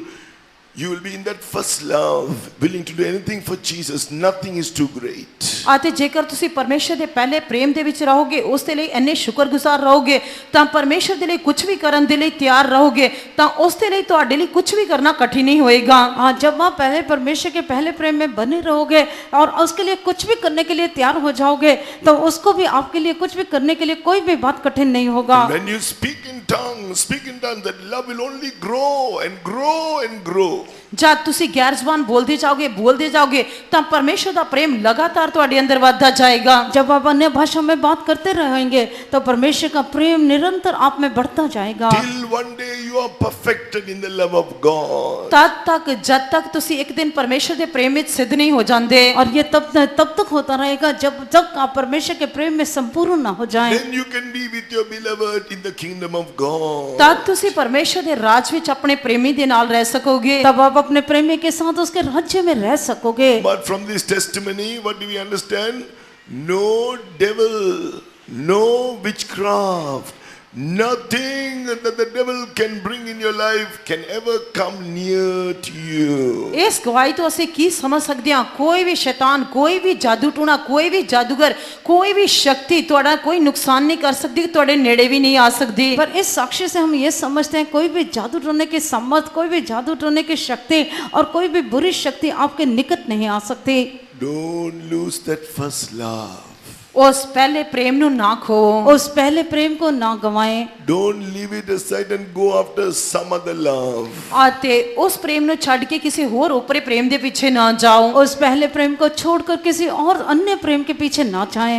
Firstly, you will not become perfect in love. You cannot be like Jesus and cannot be with him in his kingdom. ਅਤੇ ਪਹਿਲੀ ਗੱਲ ਕਿ ਤੁਸੀਂ ਪ੍ਰੇਮ ਦੇ ਵਿੱਚ ਸਿੱਧ ਨਹੀਂ ਹੋ ਸਕਦੇ, ਪ੍ਰਭੂ ਯਿਸੂ ਮਸੀਹ ਦੇ ਸਮਾਨ ਨਹੀਂ ਬਣ ਸਕਦੇ ਅਤੇ ਉਸ ਦੇ ਰਾਜ ਵਿੱਚ ਉਸ ਦੇ ਨਾਲ ਨਹੀਂ ਰਹਿ ਸਕਦੇ। अगर ऐसा नहीं तो आप उसके पहले प्रेम में सिद्ध नहीं बन सकते, प्रभु के साथ रह नहीं सकते और उसके राज्य में नहीं रह पाओगे। Number two, the protection is gone. Anything can happen to you. You don't have the fire to protect you.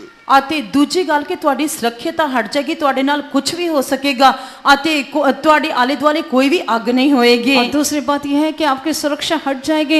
अगर आपके चारों तरफ आग नहीं है तो आपको कुछ भी नुकसान हो सकता है। No demon has any power over you if you are in that first love. ਜੇਕਰ ਤੁਸੀਂ ਪਰਮੇਸ਼ਰ ਦੇ ਪਹਿਲੇ ਪ੍ਰੇਮ ਦੇ ਵਿੱਚ ਹੋ ਤਾਂ ਕਿਸੇ ਬਦਰੂ ਦਾ ਤੁਹਾਡੇ ਉੱਤੇ ਕੋਈ ਇਖਤਿਆਰ ਨਹੀਂ ਹੈ। अगर आप पहले परमेश्वर के पहले प्रेम में बने रहते हो तो कोई भी शैतान की शक्ति आप पर प्रबल नहीं हो पाएगी। If you are going through any affliction, anything, and you are seeing it as great, remember, there is somewhere you need to find out where you left that first love, repent and come back to that stage. ਜੇਕਰ ਤੁਸੀਂ ਕਿਸੇ ਪ੍ਰਕਾਰ ਦੇ ਦੁੱਖ ਜਾਂ ਸਮੱਸਿਆ ਜਾਂ ਕਠਿਨਾਈ ਦੇ ਵਿੱਚ ਹੋ ਤਾਂ ਤੁਸੀਂ ਆਪਣੇ ਆਪ ਨੂੰ ਜਾਂਚ ਕੇ ਵੇਖੋ ਕਿ ਕਿੱਥੇ ਤੁਸੀਂ ਪਰਮੇਸ਼ਰ ਦੇ ਪਹਿਲੇ ਪ੍ਰੇਮ ਨੂੰ ਛੱਡ ਦਿੱਤਾ ਹੈ। ਉਸ ਦੇ ਲਈ ਪਛਤਾਪ ਕਰੋ ਅਤੇ ਵਾਪਸ ਪਹਿਲੇ ਪ੍ਰੇਮ ਦੇ ਵਿੱਚ ਆਓ। अगर आपने अपने पहले प्रेम को, अगर आप किसी समस्या में, क्लेश में, दुख में दिखाई देते हो तो आप जांच कर देखें कि आप कौन सी स्थिति से गिर गए हैं। आप अपने आप में पश्चाताप करें और पहले प्रेम में में वापस आ जाएं। And every time we come to His presence, we will not stop. We will want to be filled and filled and filled with the Spirit and love Jesus more and more. ਇਸ ਕਰਕੇ ਜਦ ਕਦੀ ਵੀ ਤੁਸੀਂ ਪਰਮੇਸ਼ਰ ਦੀ ਹਜ਼ੂਰੀ ਦੇ ਵਿੱਚ ਆਓਗੇ ਤੁਸੀਂ ਰੁਕੋਗੇ ਨਹੀਂ, ਤੁਸੀਂ ਪਰਮੇਸ਼ਰ ਦੇ ਪਵਿੱਤਰ ਆਤਮਾ ਦੇ ਵਿੱਚ ਭਰਦੇ ਜਾਓਗੇ ਅਤੇ ਪਰਮੇਸ਼ਰ ਦੇ ਪ੍ਰੇਮ ਵਿੱਚ ਵੱਧ ਤੋਂ ਵੱਧ ਵਧਦੇ ਜਾਓਗੇ। और तब जब आप परमेश्वर के सम्मुख में आओगे तब आप कभी रुकोगे नहीं, पर परमेश्वर की आत्मा में, परमेश्वर के प्रेम में जो है वो भरते जाओगे और रुकोगे नहीं। Then the Word of God says, God the Father, God is a consuming fire. Hebrews chapter 12 and verse 29. इब्रानियों की पत्री 12 अध्याय 29 वचन फिर कहता है कि पिता परमेश्वर जो है भस्म करने वाली आज्ञा, परमेश्वर एक आज्ञा है। हाँ, इब्रानियों के पत्री 12 अध्याय उसके 29 वचन में हम लोग देखते हैं कि पिता परमेश्वर भस्म करने वाली आग है। Then in Malachi chapter 3, we read here from verse 1 to 3, it's speaking about the Lord Jesus. फिर मलाकी दी पुस्तक 3 अध्याय 1 ਤੋਂ ਲੈ ਕੇ 3 वचन तक ਅਸੀਂ ਵੇਖਦੇ ਹਾਂ ਜੋ प्रभु यीशु मसीह ਦੇ बारे ਦੱਸਦਾ है। मलाकी की किताब 3 अध्याय उसके पहले वचन से लेकर 3 वचन तक हम जो है प्रभु यीशु मसीह के बारे में देखते हैं। Verse 2, he is like a refiner's fire. आते दूजे वचन ਦੇ ਵਿੱਚ ਅਸੀਂ ਵੇਖਦੇ ਹਾਂ ਕਿ ਉਹ ਇੱਕ ਸੁਨਿਆਰੇ ਦੀ ਅੱਗ ਦੀ ਤਰ੍ਹਾਂ ਹੈ। हम लोग जो है दूसरे वचन में देखते हैं कि वह सुनहरे की आग की तरह है। He will sit as a refiner and purifier of silver. So he's the one who's doing the work of sanctification. क्योंकि ਉਹ ਉਸ ਦਿਨ ਬੈਠੇਗਾ ਅਤੇ ਉਹ ਚਾਂਦੀ ਨੂੰ ਤਾਏਗਾ क्योंकि ਉਹ ही है जो पवित्रताई ਦਾ ਕੰਮ करता है। क्योंकि वो उस दिन बैठेगा और चांदी को जो है उसके रूप का तानने वाला बनेगा और उसको शुद्ध करेगा। That is the Lord Jesus. वो प्रभु यीशु मसीह है। वो प्रभु यीशु मसीह को दिखाता है। Then in Acts chapter 2 and verse 3 and 4, from verse 1 to 4, in verse 3 and 4, the Holy Spirit, when he came upon the people, it appeared as if cloven tongues of fire rested upon them. ਤਾਂ ਰਸੂਲਾਂ ਦੇ ਕਰਦੇ 3 ਅਤੇ 4 ਵਚਨ ਦੇ ਵਿੱਚ ਅਸੀਂ ਵੇਖਦੇ ਹਾਂ ਅਤੇ ਜਦ ਪਵਿੱਤਰ ਆਤਮਾ ਉਹਨਾਂ ਦੇ ਉੱਤੇ ਉਤਰਿਆ ਤਾਂ ਉਹ ਅੱਗ ਦੀਆਂ ਫਟਦੀਆਂ ਹੋਈਆਂ ਜੀਭਾਂ ਵਾਂਗ ਵੱਖਰਾ ਵੱਖਰਾ ਹੋ ਕੇ ਉਹਨਾਂ ਦੇ ਉੱਤੇ ठहरिया। प्रेरितों के काम 2 अध्याय उसके 3 और 4 वचन में हम देखते हैं जब वो पवित्र आत्मा आग की सी जीभ फटती हुई उनके ऊपर उतरते हुए दिखाई दिया। So God the Father is fire, the Lord Jesus is fire, God the Holy Spirit is fire. Mainly they are doing the work to sanctify us, transform us in our lives. ਇਸ ਕਰਕੇ ਪਿਤਾ ਪਰਮੇਸ਼ਰ ਆਗਿਆ, ਪ੍ਰਭੂ ਯੀਸ਼ੂ ਮਸੀਹ ਆਗਿਆ, ਪਵਿੱਤਰ ਆਤਮਾ ਆਗਿਆ ਅਤੇ ਮੁੱਖ ਤੌਰ ਤੇ ਅਸੀਂ ਦੇਖਦੇ ਹਾਂ ਕਿ ਇਹ ਤਿੰਨੇ ਮਿਲ ਕੇ ਸਾਡੇ ਜੀਵਨ ਦੇ ਵਿੱਚ ਇੱਕ ਪਵਿੱਤਰਤਾਈ ਅਤੇ ਸ਼ੁੱਧਤਾਈ ਦਾ ਕੰਮ ਕਰਦੇ ਹਨ। हम देखते हैं कि पिता परमेश्वर आग है, पिता पुत्र प्रभु यीशु मसीह आग है, पवित्र आत्मा आग है और मुख्य रूप से ये तीनों जो है हमारे जीवन में एक शुद्धता का काम करते हैं। It's doing a work of protection, preserving us. At the same time, it's a fire that will consume every part of the devil. ਇਸ ਕਰਕੇ ਇਹ ਸਾਡੇ ਆਲੇ ਦੁਆਲੇ ਇੱਕ ਸੁਰੱਖਿਅਤਾ ਅਤੇ ਬਚਾਓ ਦਾ ਕੰਮ ਕਰਦੇ ਹਨ ਅਤੇ ਦੂਜਾ ਅਸੀਂ ਵੇਖਦੇ ਹਾਂ ਕਿ ਇਹ ਇੱਕ ਅਜਿਹੀ ਅੱਗ ਹੈ ਜੋ ਸ਼ੈਤਾਨ ਦੀਆਂ ਸਾਰੀਆਂ ਸ਼ਕਤੀਆਂ ਨੂੰ ਭਸਮ ਕਰ ਦੇਗੀ। ये जो है हम ये आग जो है हमारी सुरक्षा करती है, हमारे चारों तरफ रहती है, पर ये दूसरी जगह देखने से ये आग जो है बुरी शक्तियों के, शैतान की शक्तियों को पूरी तरह से भस्म करने वाली आग है। So let us go on allowing God to sanctify us. ਇਸ ਕਰਕੇ ਅਸੀਂ ਲਗਾਤਾਰ ਪਰਮੇਸ਼ਰ ਨੂੰ ਪ੍ਰੇਮ ਕਰਦੇ ਜਾਈਏ ਤੇ ਆਪਣੇ ਆਪ ਨੂੰ ਪਵਿੱਤਰ ਕਰਦੇ ਜਾਈਏ। इस करके निरंतर प्रभु को प्रेम करते हुए अपने आप को पवित्र करते रहें। Now one more thing from that incident we can see in Exodus chapter 3. ਕੂਚ ਦੀ ਕਿਤਾਬ 3 ਅਧਿਆਇ ਦੇ ਵਿੱਚ ਅਸੀਂ ਇੱਕ ਹੋਰ ਘਟਨਾ ਦੇ ਬਾਰੇ ਦੇਖ ਸਕਦੇ ਹਾਂ। निर्गमन का किताब 3 अध्याय में हम एक और घटना को देखते हैं। God saw Moses stopped to watch. ਪਰਮੇਸ਼ਰ ਨੇ ਦੇਖਿਆ ਕਿ मूसा झाड़ी ਨੂੰ ਦੇਖਣ ਦੇ ਲਈ ਰੁਕਿਆ ਜਾਂ ਮੁੜ ਕੇ ਆਇਆ ਹੈ। हाँ, जब यहोवा ने देखा मूसा उस झाड़ी को देखने के लिए मुड़ा चला आता है, Then God spoke to him in verse 4. तद परमेश्वर ने 4 वचन ਦੇ ਵਿੱਚ ਉਸ ਦੇ ਨਾਲ ਗੱਲ ਕੀਤੀ। 4 वचन में देखते हैं कि परमेश्वर ने उसके साथ बात किया। So when you see the fire stop, जब उसने आग ਨੂੰ ਦੇਖਿਆ ਤਾਂ ਉਹ ਰੁਕ ਗਿਆ। जब उसने आग को देखा तो वो रुक गया। there's a message God wants to give you. ਇਸ ਕਰਕੇ ਇੱਕ ਸੰਦੇਸ਼ ਹੈ ਜੋ ਪਰਮੇਸ਼ਰ ਤੁਹਾਨੂੰ ਦੇਣਾ ਚਾਹੁੰਦਾ ਹੈ। यहाँ पर एक संदेश है जो परमेश्वर आपको बताना चाहता है। what is this fire I'm talking about? ਅਤੇ ਇਹ ਅੱਗ ਕਿਸ ਗੱਲ ਨੂੰ ਦਰਸਾਉਂਦੀ ਹੈ? या ये आग जिसके बारे में हम बात कर रहे हैं वो किस बात को दिखाता है? When you go through, one is God is the fire. ਇੱਕ ਤਾਂ ਪਰਮੇਸ਼ਰ ਅੱਗ ਹੈ, एक तो परमेश्वर आग है, The other is when you go through trials of faith, that is also compared to fire.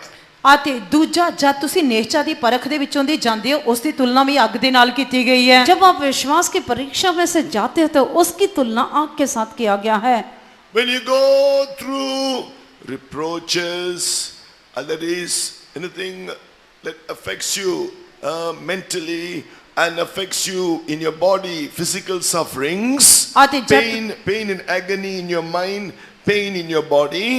ਜਦ ਤੁਸੀਂ ਨਿੰਦਿਆਵਾਂ ਦੇ ਵਿੱਚੋਂ ਦੀ ਜਾਂਦੇ ਹੋ ਤਾਂ ਉਸ ਸਮੇਂ ਦੋ ਤੁਹਾਡੇ ਸਰੀਰ ਨੂੰ ਪ੍ਰਭਾਵਿਤ ਕਰਦੀ ਹੈ, ਤੁਹਾਡੇ ਮਨ ਨੂੰ ਪ੍ਰਭਾਵਿਤ ਕਰਦੀ ਹੈ, ਤੁਸੀਂ ਦਰਦ ਤੇ ਮਾਨਸਿਕ ਪੀੜਾ ਦੇ ਵਿੱਚੋਂ ਦੀ ਜਾਂਦੇ ਹੋ। जब आप कई कलेशों में से जाते हो वो आपको मानसिक तौर पर, शारीरिक तौर पर कई तरह का दर्द, दुख और वो आपको मानसिक तरह से एक कलेश को देता है।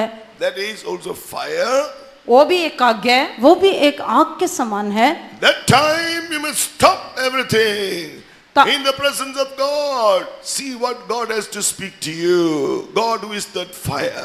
ਅਤੇ ਉਸ ਸਮੇਂ ਅਸੀਂ ਰੁਕ ਜਾਣਾ, ਅਸੀਂ ਪਰਮੇਸ਼ਰ ਦੀ ਹਜ਼ੂਰੀ ਦੇ ਵਿੱਚ ਜਾਣਾ ਤੇ ਅਸੀਂ ਵੇਖਣਾ ਕਿ ਪਰਮੇਸ਼ਰ ਸਾਡੇ ਨਾਲ ਕੀ ਗੱਲ ਕਰਦਾ ਹੈ, ਕਿਉਂਕਿ ਪਰਮੇਸ਼ਰ ਇੱਕ ਭਸਮ ਕਰਨ ਵਾਲੀ ਅੱਗ ਹੈ। तब हमें उस समय रुक जाना है, परमेश्वर के सम्मुख में जाकर देखना है कि परमेश्वर हमसे क्या बात करता है, क्योंकि परमेश्वर एक भस्म करने वाली आग है। God said, when you go to the fire, when I am with you, the fire will not kindle upon you. ਤਬ ਕਿਉਂਕਿ ਪਰਮੇਸ਼ਰ ਨੇ ਕਿਹਾ ਜਦ ਤੂੰ ਅੱਗ ਦੇ ਵਿੱਚੋਂ ਦੀ ਹੋ ਕੇ ਜਾਏਗਾ ਮੈਂ ਤੇਰੇ ਨਾਲ ਰਹਾਂਗਾ ਅਤੇ ਅੱਗ ਦੀ ਲਾਟ ਤੇਰੇ ਉੱਤੇ ਨਾ ਬਲੇਗੀ। हाँ, परमेश्वर कहता है कि जब तू आग में से गुजरेगा तो मैं तेरे संग रहूंगा, आग तुझे जला ना सकेगी। So the fire, just for your reference, the fire will not burn you according to Isaiah 43. Yes. When the Lord who is the fire is with you. ਉਹ ਅੱਗ ਤੁਹਾਨੂੰ ਜਲਾ ਨਾ ਸਕੇਗੀ ਜਦ ਪਰਮੇਸ਼ਰ ਜੋ ਕਿ ਅੱਗ ਹੈ ਉਹ ਤੁਹਾਡੇ ਨਾਲ ਹੈ। हाँ, यशायाह की किताब 43 अध्याय में हम देखते हैं जब तुम आग में से होकर निकलेगा तो वो आग तुझे आंच ना लगेगी। So the Lord is, He wants us to stop, listen what He has to say about the trial, what He has to say about the sufferings. ਅਤੇ ਉਸ ਸਮੇਂ ਪਰਮੇਸ਼ਰ ਚਾਹੁੰਦਾ ਹੈ ਕਿ ਅਸੀਂ ਰੁਕ ਜਾਈਏ ਕਿ ਪਰਮੇਸ਼ਰ ਸਾਡੀ ਪਰਖ ਦੇ ਬਾਰੇ ਕੀ ਕਹਿਣਾ ਚਾਹੁੰਦਾ ਹੈ, ਪਰਮੇਸ਼ਰ ਸਾਡੇ ਦੁੱਖਾਂ ਦੇ ਬਾਰੇ ਕੀ ਕਹਿਣਾ ਚਾਹੁੰਦਾ ਹੈ। उस समय जो है परमेश्वर ये हमसे आग्रह करता है कि हम रुक जाएं ताकि हम जान सके कि परमेश्वर हमारी परख या परीक्षा के बारे में क्या कहना चाहता है। Listen to this. ਕਿਰਪਾ ਕਰਕੇ ਧਿਆਨ ਨਾਲ ਸੁਣੋ। कृपा करके ध्यान से सुने। Trials cannot destroy you, sufferings cannot destroy you, but if you react without God or in the wrong way, that will destroy you. ਪਰਖਾਂ ਤੁਹਾਨੂੰ ਨਾਸ਼ ਨਹੀਂ ਕਰ ਸਕਦੀਆਂ, ਨਾ ਹੀ ਅੱਗ ਤੁਹਾਨੂੰ ਜਲਾ ਸਕਦੀ ਹੈ, ਪਰ ਜੇਕਰ ਤੁਸੀਂ ਉਸ ਪਰਖ ਦਾ ਗਲਤ ਤਰੀਕੇ ਦੇ ਨਾਲ ਉਸ ਦੇ ਪ੍ਰਤੀ ਵਤੀਰਾ ਕਰਦੇ ਹੋ ਤਾਂ ਉਹ ਤੁਹਾਨੂੰ ਪਰਮੇਸ਼ਰ ਤੋਂ ਬਿਨਾਂ ਤੁਸੀਂ ਵਿਹਾਰ ਕਰਦੇ ਹੋ ਤਾਂ ਉਹ ਤੁਹਾਨੂੰ ਨਾਸ਼ ਕਰ ਸਕਦੀਆਂ ਹਨ। परीक्षा आपको भस्म नहीं कर सकता, आग आपको भस्म नहीं कर सकता, पर उस स्थिति को अगर आप उसकी प्रतिक्रिया करते हैं तो वो आपको नाश करेगा। If you go through the trials and sufferings, you listen what God is saying, what He wants to do for you and in you, and submit to that word, that fire cannot destroy you. But if you don't listen to God's voice, you do whatever you think, whatever you feel, your own reactions will destroy you. ਜੇ ਜਦ ਤੁਸੀਂ ਪਰਖਾਂ ਤੇ ਅਜ਼ਮਾਇਸ਼ਾਂ ਵਿੱਚੋਂ ਦੀ ਜਾਂਦੇ ਹੋ ਉਸ ਸਮੇਂ ਤੁਸੀਂ ਪਰਮੇਸ਼ਰ ਦੀ ਇੰਤਜ਼ਾਰ ਕਰੋ ਕਿ ਪਰਮੇਸ਼ਰ ਤੁਹਾਨੂੰ ਕੀ ਕਹਿਣਾ ਚਾਹੁੰਦਾ ਹੈ, ਤੁਹਾਡੀ ਪਰਖ ਦੇ ਬਾਰੇ ਪਰਮੇਸ਼ਰ ਤੁਹਾਨੂੰ ਉਹਨਾਂ ਪਰਖਾਂ ਦੇ ਰਾਹੀਂ ਤੁਹਾਡੇ ਜੀਵਨ ਦੇ ਵਿੱਚ ਅਤੇ ਤੁਹਾਡੇ ਰਾਹੀਂ ਕੀ ਕੰਮ ਕਰਵਾਉਣਾ ਚਾਹੁੰਦਾ ਹੈ। ਪਰ ਜੇਕਰ ਤੁਸੀਂ ਉਸ ਦੇ ਵਚਨ ਦੇ ਅਨੁਸਾਰ, ਉਸ ਦੀ ਇੱਛਾ ਦੇ ਅਨੁਸਾਰ, ਉਸ ਦੀ ਆਵਾਜ਼ ਦੇ ਅਨੁਸਾਰ ਨਹੀਂ ਚੱਲਦੇ, ਤੁਸੀਂ ਆਪਣੀ ਹੀ ਮਰਜ਼ੀ ਅਤੇ ਆਪਣੀ ਹੀ ਇੱਛਾ ਦੇ ਨਾਲ ਚੱਲਦੇ ਹੋ ਤਾਂ ਉਹ ਪਰਖਾਂ ਅਜ਼ਮਾਇਸ਼ਾਂ ਤੁਹਾਨੂੰ ਨਾਸ਼ ਕਰ ਦੇਣਗੀਆਂ। पर जब आप परख या परीक्षा में से जाते हो तो रुके, परमेश्वर आपसे क्या बात करता है, उस परीक्षा के द्वारा क्या करना चाहता है, आप उसको ध्यान से सुने और उस पर चलने की कोशिश करें। पर अगर इसके विपरीत आप उसके अपनी ही मर्जी के अनुसार, अपने ही कार्यों के अनुसार, अपनी ही मर्जी के अनुसार सब कुछ करेंगे तो आपके ही काम, आपके ही कार्य आपको नाश कर देंगे। God wants to do great things for you and through you. ਪਰਮੇਸ਼ਰ ਤੁਹਾਡੇ ਲਈ ਅਤੇ ਤੁਹਾਡੇ ਦੁਆਰਾ ਮਹਾਨ ਕੰਮ ਕਰਨਾ ਚਾਹੁੰਦਾ ਹੈ। परमेश्वर आपके लिए और आपके द्वारा महान कार्य करना चाहता है। Look back at your trials. Look back at your sufferings. ਪਿੱਛੇ ਮੁੜ ਕੇ ਆਪਣੀਆਂ ਪਰਖਾਂ ਵੱਲ ਦੇਖੋ, ਪਿੱਛੇ ਮੁੜ ਕੇ ਆਪਣੇ ਦੁੱਖਾਂ ਵੱਲ देखो। आपके दुखों को और अपने कलेशों परीक्षाओं को पीछे मुड़कर देखें। Did you stop and listen what God had to say to you? ਕੀ ਤੁਸੀਂ ਉਸ ਸਮੇਂ ਰੁਕੇ ਅਤੇ ਇੰਤਜ਼ਾਰ ਕੀਤਾ ਕਿ ਪਰਮੇਸ਼ਰ ਤੁਹਾਡੇ ਨਾਲ ਕੀ ਗੱਲ ਕਰਨਾ ਚਾਹੁੰਦਾ ਹੈ? तब आप रुके और देखें और परमेश्वर आपसे क्या बात करना चाहता है। Or did you imagine whatever you wanted and did whatever you wanted and say whatever you wanted? ਜਾਂ ਉਸ ਸਮੇਂ ਤੁਸੀਂ ਜੋ ਕੁਝ ਕਲਪਨਾ ਕੀਤੀ ਉਹ ਕੀਤਾ, ਜੋ ਸੋਚਣਾ ਸੀ ਉਹ ਕੀਤਾ, ਜੋ ਤੁਸੀਂ ਕਰਨਾ ਚਾਹਿਆ ਉਹ ਕੀਤਾ ਤਾਂ क्या आपने उस समय अपनी कल्पना के अनुसार किया, जो चाहा वो किया, जो सोचा वैसा किया क्या? Yes, where you have failed to really do what God wanted you, that has brought some destruction or it has affected your life. Repent now. Go back to God's presence and see what God has to say to you. ਜੇਕਰ ਉਹਨਾਂ ਪਰਖਾਂ ਦੇ ਸਮੇਂ ਤੁਸੀਂ ਇਸ ਤਰ੍ਹਾਂ ਵਿਹਾਰ ਕੀਤਾ ਅਤੇ ਉਸ ਦੇ ਦੁਆਰਾ ਉਹਨਾਂ ਪਰਖਾਂ ਦੇ ਦੁਆਰਾ ਤੁਹਾਡੇ ਜੀਵਨ ਦੇ ਵਿੱਚ ਨੁਕਸਾਨ ਆਇਆ, ਵਿਨਾਸ਼ ਆਇਆ, ਤਾਂ ਉਸ ਦੇ ਲਈ ਪਛਤਾਤਾਪ ਕਰੋ, ਵਾਪਸ ਪਰਮੇਸ਼ਰ ਦੀ ਹਜ਼ੂਰੀ ਵਿੱਚ ਜਾਓ। ਪਰਮੇਸ਼ਰ ਤੁਹਾਨੂੰ ਫਿਰ ਤੋਂ ਤੁਹਾਡੇ ਜੀਵਨ ਨੂੰ ਉਸਾਰੇਗਾ। हाँ, अगर आपने उन परीक्षाओं के समय जो है उसके विपरीत अपने कोई प्रतिक्रिया किया है, अगर आप उसके अनुसार नहीं चले हो तो उसके लिए आप पश्चाताप करें, परमेश्वर आपको फिर से जो है वो बहाल करेगा। For example, our own mind makes us to come to conclusions. Instead of accepting it for our good, we put the blame on everyone else, even sometimes on God. ਅਤੇ ਇੱਥੋਂ ਤੱਕ ਕਿ ਕਈ ਵਾਰੀ ਸਾਡਾ ਮਨ ਹੀ ਸਾਨੂੰ ਅਜਿਹੀ ਦੁਵਿਧਾ ਦੇ ਵਿੱਚ ਪਾ ਦਿੰਦਾ ਹੈ। ਅਸੀਂ ਆਪਣੇ ਆਪ ਦੇ ਬਾਰੇ ਆਪਣੇ ਤਰੀਕੇ ਦੇ ਨਾਲ ਸੋਚਣ ਲੱਗਦੇ ਹਾਂ, ਦੂਜਿਆਂ ਦੇ ਉੱਤੇ ਦੋਸ਼ ਲਗਾਉਣ ਲੱਗਦੇ ਹਾਂ ਅਤੇ ਜਿਸ ਦੇ ਨਾਲ ਅਸੀਂ ਪਰਮੇਸ਼ਰ ਤੋਂ ਦੂਰ ਜਾ ਸਕਦੇ ਹਾਂ। और कई बार जो है हम लोग अपने इतने असमंजस में पड़ जाते हैं कि हम उसे समझ नहीं पाते, हम दूसरों पर दोष लगाते हैं और कई बार हम परमेश्वर के ऊपर दोष लगाते हैं। Remember, God is calling you. He is the fire. He is Yeah. calling you to dwell with Him there. You must know what God wants to do for you through your trials and your sufferings. Submit to Him. Then He will prepare you, sanctify you, and make you to dwell with Him forever. ਯਾਦ ਰੱਖੋ ਕਿ ਪਰਮੇਸ਼ਰ ਆਗਿਆ ਹੈ ਅਤੇ ਪਰਮੇਸ਼ਰ ਤੁਹਾਨੂੰ ਬੁਲਾਉਂਦਾ ਹੈ। ਪਰਮੇਸ਼ਰ ਤੁਹਾਨੂੰ ਉਸ ਥਾਂ ਤੇ ਆਪਣੇ ਨਾਲ ਰੱਖਣਾ ਚਾਹੁੰਦਾ ਹੈ। ਇਸ ਕਰਕੇ ਜੋ ਤੁਹਾਨੂੰ ਪਰਮੇਸ਼ਰ ਕਹਿਣਾ ਚਾਹੁੰਦਾ ਹੈ, ਤੁਹਾਡੀ ਪਰਖ ਦੇ ਸਮੇਂ ਉਸ ਦੇ ਕੋਲ ਆਓ ਅਤੇ ਉਸ ਦੇ ਅਨੁਸਾਰ ਕਰੋ। ਪਰਮੇਸ਼ਰ ਤੁਹਾਨੂੰ ਸ਼ੁੱਧ ਅਤੇ ਪਵਿੱਤਰ ਕਰੇਗਾ ਅਤੇ ਤੁਹਾਨੂੰ ਉਸ ਦੇ ਨਾਲ ਰਹਿਣ ਦੇ ਲਈ ਤਿਆਰ ਕਰੇਗਾ। एक बात स्मरण रखें, जब आपके जीवन में कोई परीक्षा या परख आती है तो उसके पास जाएं और उससे सुने कि वो आपकी परीक्षा में आपसे क्या कहना चाहता है या क्या करवाना चाहता है। अगर आप ऐसा करेंगे, परमेश्वर के आप हमेशा संग रहेंगे, उसके साथ रहेंगे। Then we see God spoke to Moses from the fire. ਅਤੇ ਫਿਰ ਪਰਮੇਸ਼ਰ ਨੇ ਅਸੀਂ ਵੇਖਦੇ ਹਾਂ ਕਿ ਅੱਗ ਦੇ ਵਿੱਚੋਂ ਦੀ ਮੂਸਾ ਨਾਲ ਗੱਲ हम ਕੀਤੀ। उसके बाद देखते हैं कि परमेश्वर ने मूसा के साथ आग से बात किया। He called, verse 4, Moses, Moses, and he answered, Here am I. ਅਤੇ ਉਸਨੇ ਅੱਗ ਦੇ ਵਿੱਚੋਂ ਦੀ ਉਸਨੂੰ ਬੁਲਾਇਆ, ਹੇ ਮੂਸਾ ਹੀ ਮੂਸਾ, ਤਾਂ ਉਸਨੇ ਉੱਤਰ ਦਿੱਤਾ, ਮੈਂ ਹਾਜ਼ਰ ਹਾਂ। तब उसने परमेश्वर ने आग में से बुलाया, हे मूसा। मूसा ने उत्तर दिया, क्या आज्ञा? So he answered, saying, I am ready, Lord. Whatever you have to speak to me, I am ready to do it. ਤਾਂ ਉਸਨੇ ਇਹ ਕਹਿ ਕੇ ਉੱਤਰ ਦਿੱਤਾ ਕਿ ਪਰਮੇਸ਼ਰ ਜੋ ਕੁਝ ਵੀ ਤੂੰ ਮੇਰੇ ਨਾਲ ਗੱਲ ਕਰਨੀ ਚਾਹੁੰਦਾ ਹੈ, ਮੈਂ ਉਹ ਕਰਨ ਦੇ ਲਈ ਤਿਆਰ ਹਾਂ, ਮੈਂ ਹਾਜ਼ਰ ਹਾਂ, ਜੋ ਤੂੰ ਕਹੇਂਗਾ ਮੈਂ ਉਹ ਕਰਾਂਗਾ। तब मूसा ने कहा कि परमेश्वर मैं हाजिर हूँ, जो भी तू मेरे द्वारा करना चाहता है या मेरे से बात करना चाहता है। There's another saint in Isaiah chapter 6. Isaiah the prophet, God spoke to him and he too answered, Here am I. ਅਤੇ ਇੱਕ ਹੋਰ ਪਰਮੇਸ਼ਰ ਦੇ ਸੰਤ ਦੇ ਬਾਰੇ ਦੇਖਦੇ ਹਾਂ, ਯਸ਼ਾਇਆ ਦੀ ਕਿਤਾਬ 6 ਅਧਿਆਇ ਦੇ ਵਿੱਚ ਪਰਮੇਸ਼ਰ ਨੇ ਉਸ ਦੇ ਨਾਲ ਗੱਲ ਕੀਤੀ ਅਤੇ ਉਹ ਕਹਿੰਦਾ ਹੈ ਕਿ ਵੇਖ ਮੈਂ ਹਾਜ਼ਰ ਹਾਂ। हाँ, पुराने नियम यशायाह की किताब में एक और पवित्र संत के बारे में देखते हैं जिसने कहा कि हे प्रभु मैं यहाँ पर हूँ। When God showed a vision to Isaiah, he saw God's glory. From the time he saw God's glory, though he was a prophet prophesying, he could see he had unclean lips. ਅਤੇ ਜਦ ਪਰਮੇਸ਼ਰ ਨੇ ਉਸ ਦੇ ਨਾਲ ਗੱਲ ਕੀਤੀ ਤਾਂ ਉਸਨੇ ਪਰਮੇਸ਼ਰ ਦੀ ਮਹਿਮਾ ਨੂੰ ਦੇਖਿਆ। ਬੇਸ਼ੱਕ ਉਹ ਇੱਕ ਨਬੀ ਸੀ ਅਤੇ ਉਹ ਅਗੰਮਵਾਕ ਕਰਦਾ ਸੀ, ਪਰ ਉਸਨੇ ਆਪਣੇ ਆਪ ਨੂੰ ਦੇਖਿਆ ਕਿ ਮੈਂ ਤਾਂ ਪ੍ਰਿਸ਼ਟ ਬੁੱਲਾਂ ਵਾਲਾ ਹਾਂ। और जब परमेश्वर जब उसने उस भविष्यवक्ता ने देखा, तब उसने जब परमेश्वर की महिमा को देखा तो उसने कहा कि मैं तो अशुद्ध होंठों वाला हूँ। We get a vision of God's glory. The word of God, the revelation of God also is called a vision. ਅਤੇ ਅਸੀਂ ਪਰਮੇਸ਼ਰ ਦੀ ਮਹਿਮਾ ਦੇ ਬਾਰੇ ਦੇਖ ਸਕਦੇ ਹਾਂ ਕਿ ਪਰਮੇਸ਼ਰ ਆਪ ਮਹਿਮਾ ਦਾ ਪਰਮੇਸ਼ਰ ਹੈ ਜੋ ਸਾਡੇ ਬਾਰੇ ਪ੍ਰਕਾਸ਼ਨ ਦੇ ਲਈ ਗੱਲ ਕਰਦਾ ਹੈ। हम लोग उसकी महिमा के बारे में देखते हैं कि जो दर्शन में प्रकटीकरण देता है। So, when you get a revelation about God's holiness, how holy He is, then when you look at that, it's like a mirror. It makes you to compare your life with God. You can see where you are unclean. ਜਦ ਤੁਸੀਂ ਪਰਮੇਸ਼ਰ ਦੀ ਪਵਿੱਤਰਤਾਈ ਦੇ ਬਾਰੇ ਦਰਸ਼ਨ ਦੇਖਦੇ ਹੋ ਤਾਂ ਪਰਮੇਸ਼ਰ ਜੋ ਪਵਿੱਤਰ ਹੈ, ਜਲਾਲ ਦੇ ਨਾਲ ਭਰਿਆ ਹੋਇਆ ਹੈ, ਉਹ ਇੱਕ ਸ਼ੀਸ਼ੇ ਦੀ ਤਰ੍ਹਾਂ ਹੈ ਜਿਸ ਦੇ ਵਿੱਚ ਤੁਸੀਂ ਆਪਣੀ ਅਤੇ ਉਸ ਦੇ ਨਾਲ ਤੁਲਨਾ ਕਰਕੇ ਦੇਖ ਸਕਦੇ ਹੋ। जब हम परमेश्वर की पवित्रता को देखते हैं, वो एक दर्पण के समान है, तब हम देख सकते हैं कि हम कितने पवित्र हैं और उसके साथ तुलना कर सकते हैं। Till then, he is telling, prophesying to Israelites, you are unfaithful, you have done this evil, you are unclean. Till then, finally when he saw God's glory, he said, I am unclean. ਅਤੇ ਉਸ ਤੋਂ ਪਹਿਲਾਂ ਉਹ ਲਗਾਤਾਰ ਭਵਿੱਖਬਾਣੀ ਕਰਦਾ ਸੀ ਕਿ ਤੁਸੀਂ ਇਸਰਾਈਲੀਆਂ ਨੇ ਪਰਮੇਸ਼ਰ ਦੀ ਅਣਆਗਿਆਕਾਰੀ ਕੀਤੀ ਹੈ, ਤੁਸੀਂ ਇਹ ਬੁਰਾਈ ਕੀਤੀ ਹੈ, ਤੁਸੀਂ ਪਰਮੇਸ਼ਰ ਦਾ ਇਹ ਹੁਕਮ ਨਹੀਂ ਮੰਨਿਆ। ਪਰ ਜਦ ਉਸਨੇ ਪਰਮੇਸ਼ਰ ਦੀ ਮਹਿਮਾ ਨੂੰ ਦੇਖਿਆ ਤਾਂ ਉਹ ਕਹਿੰਦਾ ਹਾਏ ਹਾਏ मैं तो बस हो गया। हाँ, तब तक वो जो है दूसरों पर कहता था कि तुमने जो है तुम अशुद्ध हो, तुमने अनआज्ञाकारी की है। पर जब उसने परमेश्वर की महिमा को देखा तब वो कहने लगा कि मैं अशुद्ध होने वाला हूँ।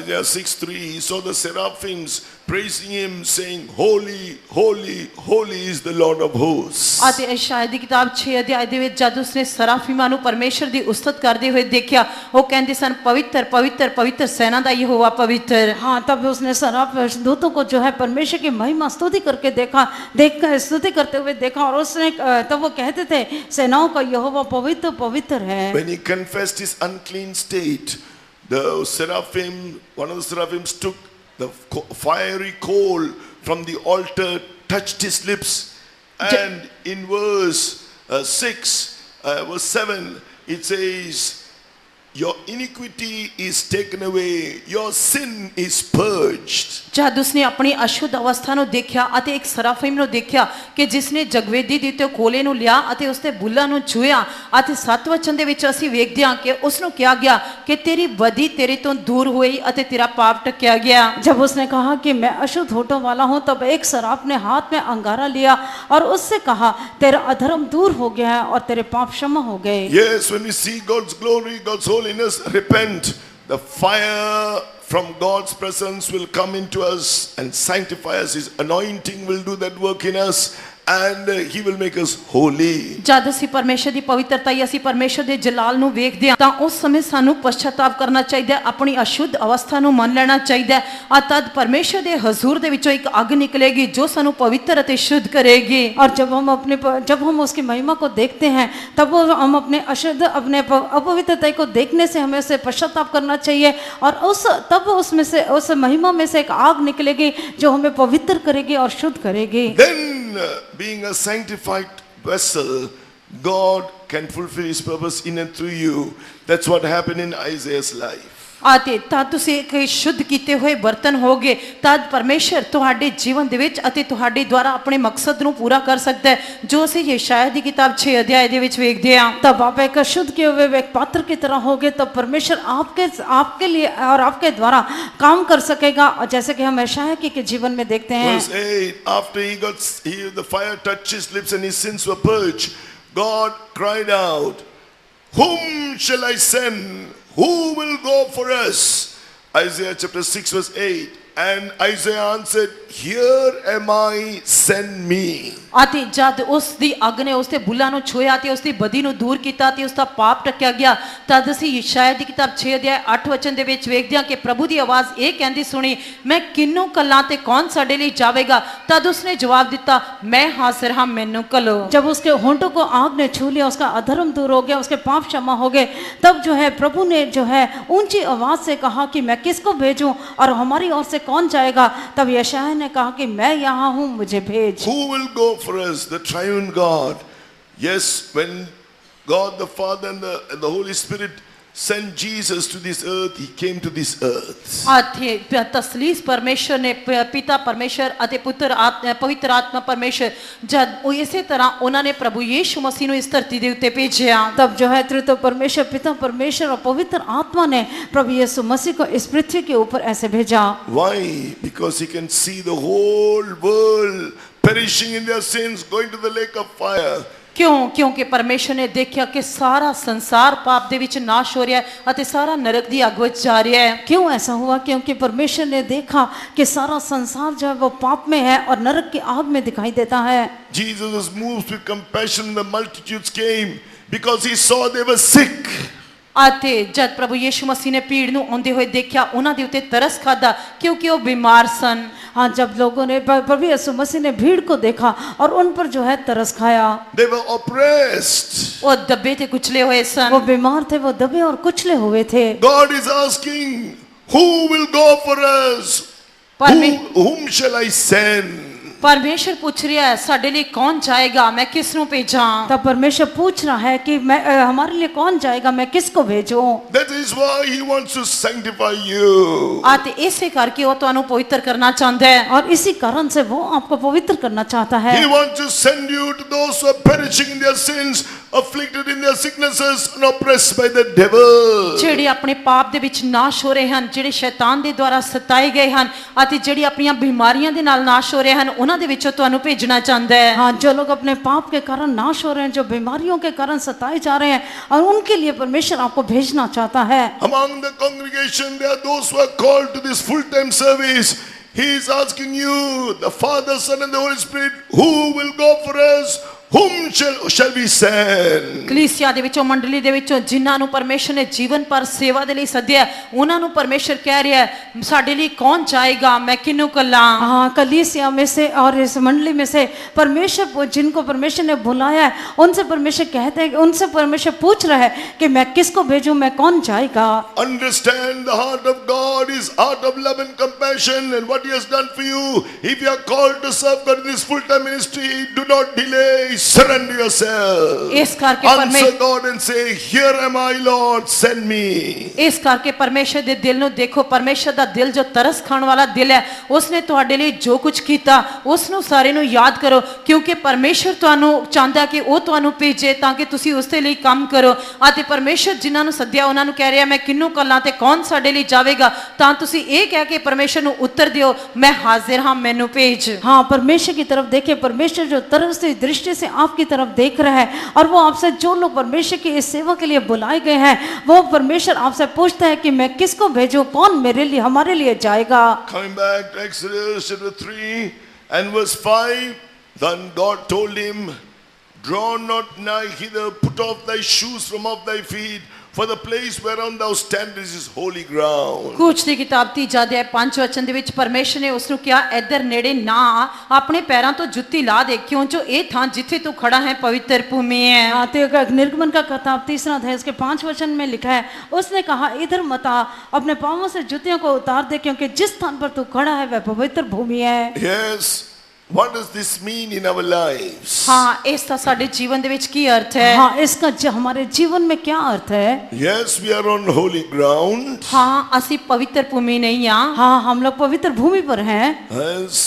Here Moses was standing on holy ground. हाँ, क्योंकि उस समय मूसा पवित्र भूमि पे खड़ा सी। यहाँ पर मूसा जो है वो पवित्र भूमि पर खड़ा था। But his feet were not touching it. He was wearing his shoes. His shoes were touching that ground. पर उसके पैर जो सन उस पवित्र भूमि ਨੂੰ नहीं छू रहे सन, क्योंकि उसने जुत्ती पाई हुई सी, उसकी जुत्ती उस पवित्र भूमि ਨੂੰ छू रही सी। हाँ, पर मूसा ने उस समय जो है जूतियों को पहन रखा था, वो पृथ्वी को जो है, मूसा के पैर नहीं पर उसकी जूतियां उसको पृथ्वी को छू रही थी। So what does he speak to us in the New Testament? नवे नियम ਦੇ ਵਿੱਚ ਇਹ ਸਾਡੇ ਨਾਲ ਕੀ ਗੱਲ ਕਰਦਾ ਹੈ? नए नियम में हमारे साथ ये क्या वैसे बात करता है? Word of God says God has called us all with a holy calling. ਆਤੇ ਪਰਮੇਸ਼ਰ ਦਾ ਵਚਨ ਕਹਿੰਦਾ ਹੈ ਕਿ ਪਰਮੇਸ਼ਰ ਨੇ ਸਭ ਨੂੰ ਪਵਿੱਤਰ ਸੱਦੇ ਦੇ ਨਾਲ ਸੱਦਿਆ ਹੈ। परमेश्वर का वचन कहता है कि परमेश्वर ने हम सबको पवित्रता के साथ बुलाया है। According to 2 Timothy chapter 1 verse 9. ਦੂਜਾ ਤਿਮੋਥੀਉਸ ਪਹਿਲਾ ਅਧਿਆਇ 9 ਵਚਨ ਦੇ ਅਨੁਸਾਰ, दूसरा तीमुथियुस पहला अध्याय उसके 9 वचन के अनुसार, God has saved us and called us with a holy calling, not according to our works, but according to his own purpose and grace. ਜੇ ਸਾਨੂੰ ਬਚਾਇਆ ਅਤੇ ਪਵਿੱਤਰ ਸੱਦੇ ਨਾਲ ਸੱਦਿਆ ਸਾਡੀਆਂ ਕਰਨੀਆਂ ਦੇ ਅਨੁਸਾਰ ਨਹੀਂ ਸਗੋਂ ਆਪਣੀ ਮਨਸ਼ਾ ਤੇ ਉਸ ਕਿਰਪਾ ਦੇ ਅਨੁਸਾਰ ਜੋ ਸਾਡੇ ਉੱਤੇ ਕੀਤੀ जिसने हमारा उद्धार किया और पवित्र बुलाहट से बुलाया और ये हमारे कामों के अनुसार नहीं पर उसके उद्देश्य और उस अनुग्रह के अनुसार है जो मसीह यीशु के सनातन से हम पर हुआ है। So this purpose was already in God, made in the purpose in Christ Jesus before the world was created. ਅਤੇ ਇਹ ਮਕਸਦ ਜੋ ਸੀ ਪਰਮੇਸ਼ਰ ਦੇ ਮਨ ਵਿੱਚ ਸ੍ਰਿਸ਼ਟੀ ਦੇ ਮੁੱਢ ਤੋਂ ਸੀ ਪਹਿਲਾਂ ਤੋਂ ਹੀ ਸੀ ਪ੍ਰਭੂ ਯੀਸ਼ੂ ਮਸੀਹ ਦੇ ਇਸ ਧਰਤੀ ਤੇ ਆਉਣ ਤੋਂ ਪਹਿਲਾਂ ਹੀ ਪਰਮੇਸ਼ਰ ਦੇ ਮਨ ਵਿੱਚ ਇਹ ਮਕਸਦ और ਸੀ ये उद्देश्य सृष्टि के आरंभ से और प्रभु यीशु मसीह का इस पृथ्वी पर आने से पहले उसके मन में था। You cannot fulfill this holy calling or live this holy life wearing your own shoes with your own works. ਤੁਸੀਂ ਆਪਣੇ ਕੰਮਾਂ ਦੇ ਨਾਲ ਆਪਣੀ ਇਸ ਜੁੱਤੀ ਨੂੰ ਪਹਿਨੇ ਹੋਏ ਇਸ ਪਵਿੱਤਰ ਸੱਦੇ ਦੇ ਲਈ ਅਤੇ ਇਸ ਪਵਿੱਤਰ ਸੇਵਾ ਨੂੰ ਜਾਂ ਪਵਿੱਤਰ ਕੰਮ ਨੂੰ ਨਹੀਂ ਕਰ ਸਕਦੇ। आप अपने कामों के जुत्ती को पहनते हुए अपने कामों के अनुसार और अपने ही अनुसार जो है इस पवित्र बुलाहट को नहीं कर सकते। This purpose of God is through grace. Grace means He has done all the works. You just have to believe and submit yourself. ਇਹ ਪਰਮੇਸ਼ਰ ਦਾ ਮਕਸਦ ਜੋ ਹੈ ਉਸ ਦੀ ਕਿਰਪਾ ਦੇ ਨਾਲ ਹੈ। ਇਸ ਦੇ ਵਿੱਚ ਤੁਸੀਂ ਆਪਣੇ ਆਪ ਤੋਂ ਕੁਝ ਨਹੀਂ ਕਰਨਾ ਬਸ ਤੁਸੀਂ ਉਸ ਦੇ ਉੱਤੇ ਵਿਸ਼ਵਾਸ ਕਰਕੇ ਆਪਣੇ ਆਪ ਨੂੰ ਉਸ ਦੇ ਲਈ ਸਮਰਪਿਤ ਕਰਨਾ ਹੈ। और ये उद्देश्य उसकी कृपा के द्वारा ही पूरा हो सकता है और ये कृपा का अर्थ ये है कि हम अपने ही मकसद अपने ही कामों के अनुसार नहीं पर हमें उसके अनुसार अपने आप को अर्पण करना He है। has called you with the holy calling, but it's only by trusting in the works Jesus finished for you on the cross and surrendering yourself, you will be able to fulfill this calling. ਹਾਂ ਪਰਮੇਸ਼ਰ ਨੇ ਤੁਹਾਨੂੰ ਪਵਿੱਤਰ ਸੱਦੇ ਦੇ ਨਾਲ ਸੱਦਿਆ ਹੈ, ਪਰ ਤੁਸੀਂ ਪ੍ਰਭੂ ਯੀਸ਼ੂ ਮਸੀਹ ਦੇ ਕਲਵਰੀ ਕਰੂਸ ਦੇ ਉੱਤੇ ਕੀਤੇ ਹੋਏ ਕੰਮ ਦੇ ਉੱਤੇ ਵਿਸ਼ਵਾਸ ਕਰਨਾ ਹੈ ਅਤੇ ਆਪਣੇ ਆਪ ਨੂੰ ਉਸ ਦੇ ਲਈ ਸਮਰਪਿਤ ਕਰਨਾ ਹੈ ਤਾਂ ਉਹ ਤੁਹਾਡੇ ਅੰਦਰ ਆਪਣੇ ਕੰਮ ਨੂੰ ਪੂਰਾ ਕਰੇਗਾ। परमेश्वर की पवित्र बुलाहट को पूरा करने के लिए आपको जो प्रभु यीशु मसीह ने क्रूस के ऊपर जो उसने सारे काम को आपके लिए पूरा कर दिया उस पर विश्वास करना है और उसके लिए अर्पण करना है। Even that is what the apostles confess in Acts of the Apostles chapter 3. ਅਤੇ ਇੱਥੋਂ ਤੱਕ ਕਿ ਉਹ ਕੀ ਹੈ ਜੋ ਰਸੂਲਾਂ ਨੇ ਇਕਰਾਰ ਕੀਤਾ ਹੈ ਰਸੂਲਾਂ ਦੇ ਕਰਤੱਵ 3 ਅਧਿਆਇ ਦੇ ਵਿੱਚ। प्रेरितों के काम 3 अध्याय में जो प्रेरितों ने मान लिया इकरार किया अंगीकार किया उसके बारे में हम देखते हैं। They performed a miracle. A lame man who was lame from his birth was healed. ਉਹਨਾਂ ਨੇ ਉਹਨੇ ਚਮਤਕਾਰ ਕੀਤਾ ਅਤੇ ਉਹ ਵਿਅਕਤੀ ਜੋ ਲੰਗੜਾ ਸੀ ਉਸਨੇ ਸ਼ਿਫਾ ਪਾਈ। उन्होंने एक अद्भुत काम किया जो लंगड़ा व्यक्ति था उसने चंगाई को प्राप्त किया And the people marveled. Oh, these people are so powerful.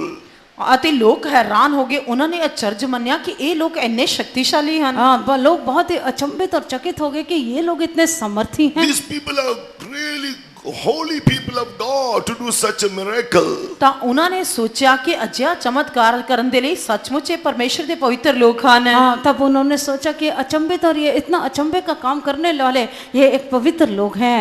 No, they didn't accept it. They said in Acts chapter 3 verse 12, we have not done anything by our own power or holiness.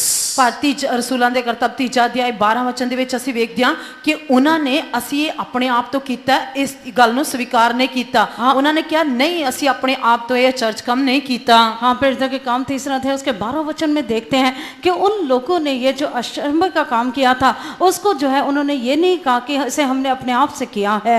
Verse 16, our faith is in his name.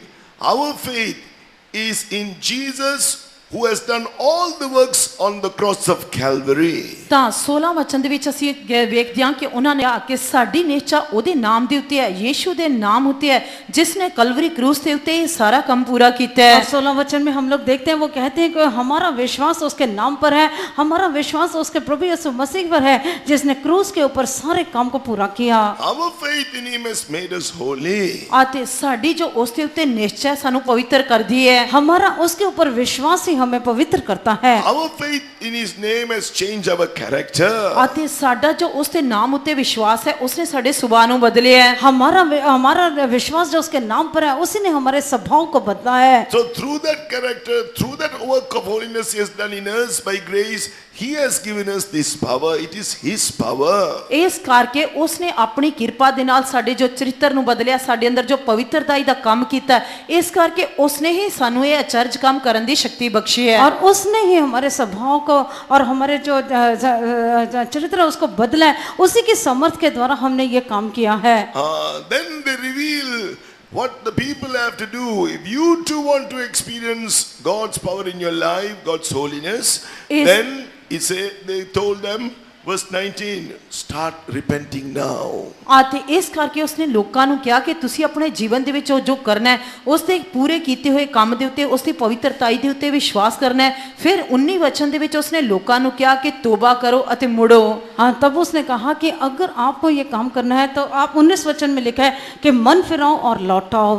Verse 19, repent therefore and be converted that your sins may be blotted out. ਅਤੇ 19 ਵਚਨ ਦੇ ਵਿੱਚ ਉਹ ਕਹਿੰਦੇ ਹਨ ਇਸ ਲਈ ਤੋਬਾ ਕਰੋ ਅਤੇ ਮੁੜੋ ਭਈ ਤੁਹਾਡੇ ਪਾਪ ਮਿਟਾਏ ਜਾਣ। 19 वचन में लिखा हुआ है मन फिराओ लौट आओ कि तुम्हारे पाप मिटाए जाएं। Verse 20, and then He will send Jesus Christ. Jesus will come again. ਤਦ 20 ਵਚਨ ਦੇ ਵਿੱਚ ਵੇਖਦੇ ਹਾਂ ਕਿ ਉਹ ਯੀਸ਼ੂ ਫਿਰ ਆਏਗਾ।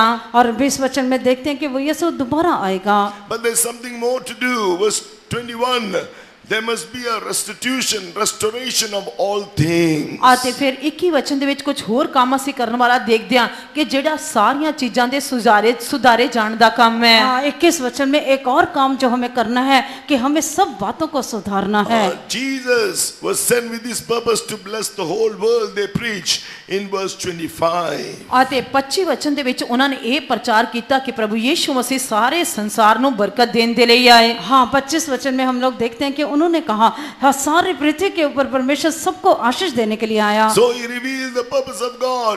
Jesus wants to bless the whole earth. He wants to bless you.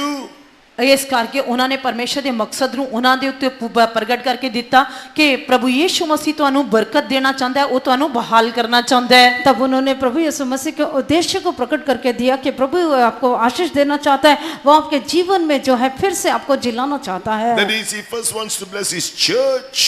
ਅਤੇ ਫਿਰ ਅਸੀਂ ਪਹਿਲੀ ਗੱਲ ਦੇਖਦੇ ਹਾਂ ਕਿ ਉਹ ਆਪਣੀ ਕਲੀਸਿਆ ਨੂੰ ਬਰਕਤ ਦੇਣਾ ਚਾਹੁੰਦਾ है। सबसे पहले वो अपने कलीसिया को आशीष देना चाहता है। Then through his church he wants to bless the world. ਅਤੇ ਫਿਰ ਉਹ ਆਪਣੀ ਕਲੀਸਿया ਦੇ ਦੁਆਰਾ ਸਾਰੇ ਸੰਸਾਰ ਨੂੰ ਬਰਕਤ ਦੇਣਾ ਚਾਹੁੰਦਾ और है। फिर अपनी कलीसिया के द्वारा पूरे संसार को, जगत को आशीष देना चाहता है। Understand God's holy purpose concerning your lives. ਤੁਹਾਡੇ ਜੀਵਨ ਦੇ ਸੰਬੰਧ ਦੇ ਵਿੱਚ ਪਰਮੇਸ਼ਰ ਦੇ ਪਵਿੱਤਰ ਮਕਸਦ ਨੂੰ ਸਮਝੋ। आपके जीवन के संबंध में परमेश्वर के पवित्र उद्देश्य को समझ लें।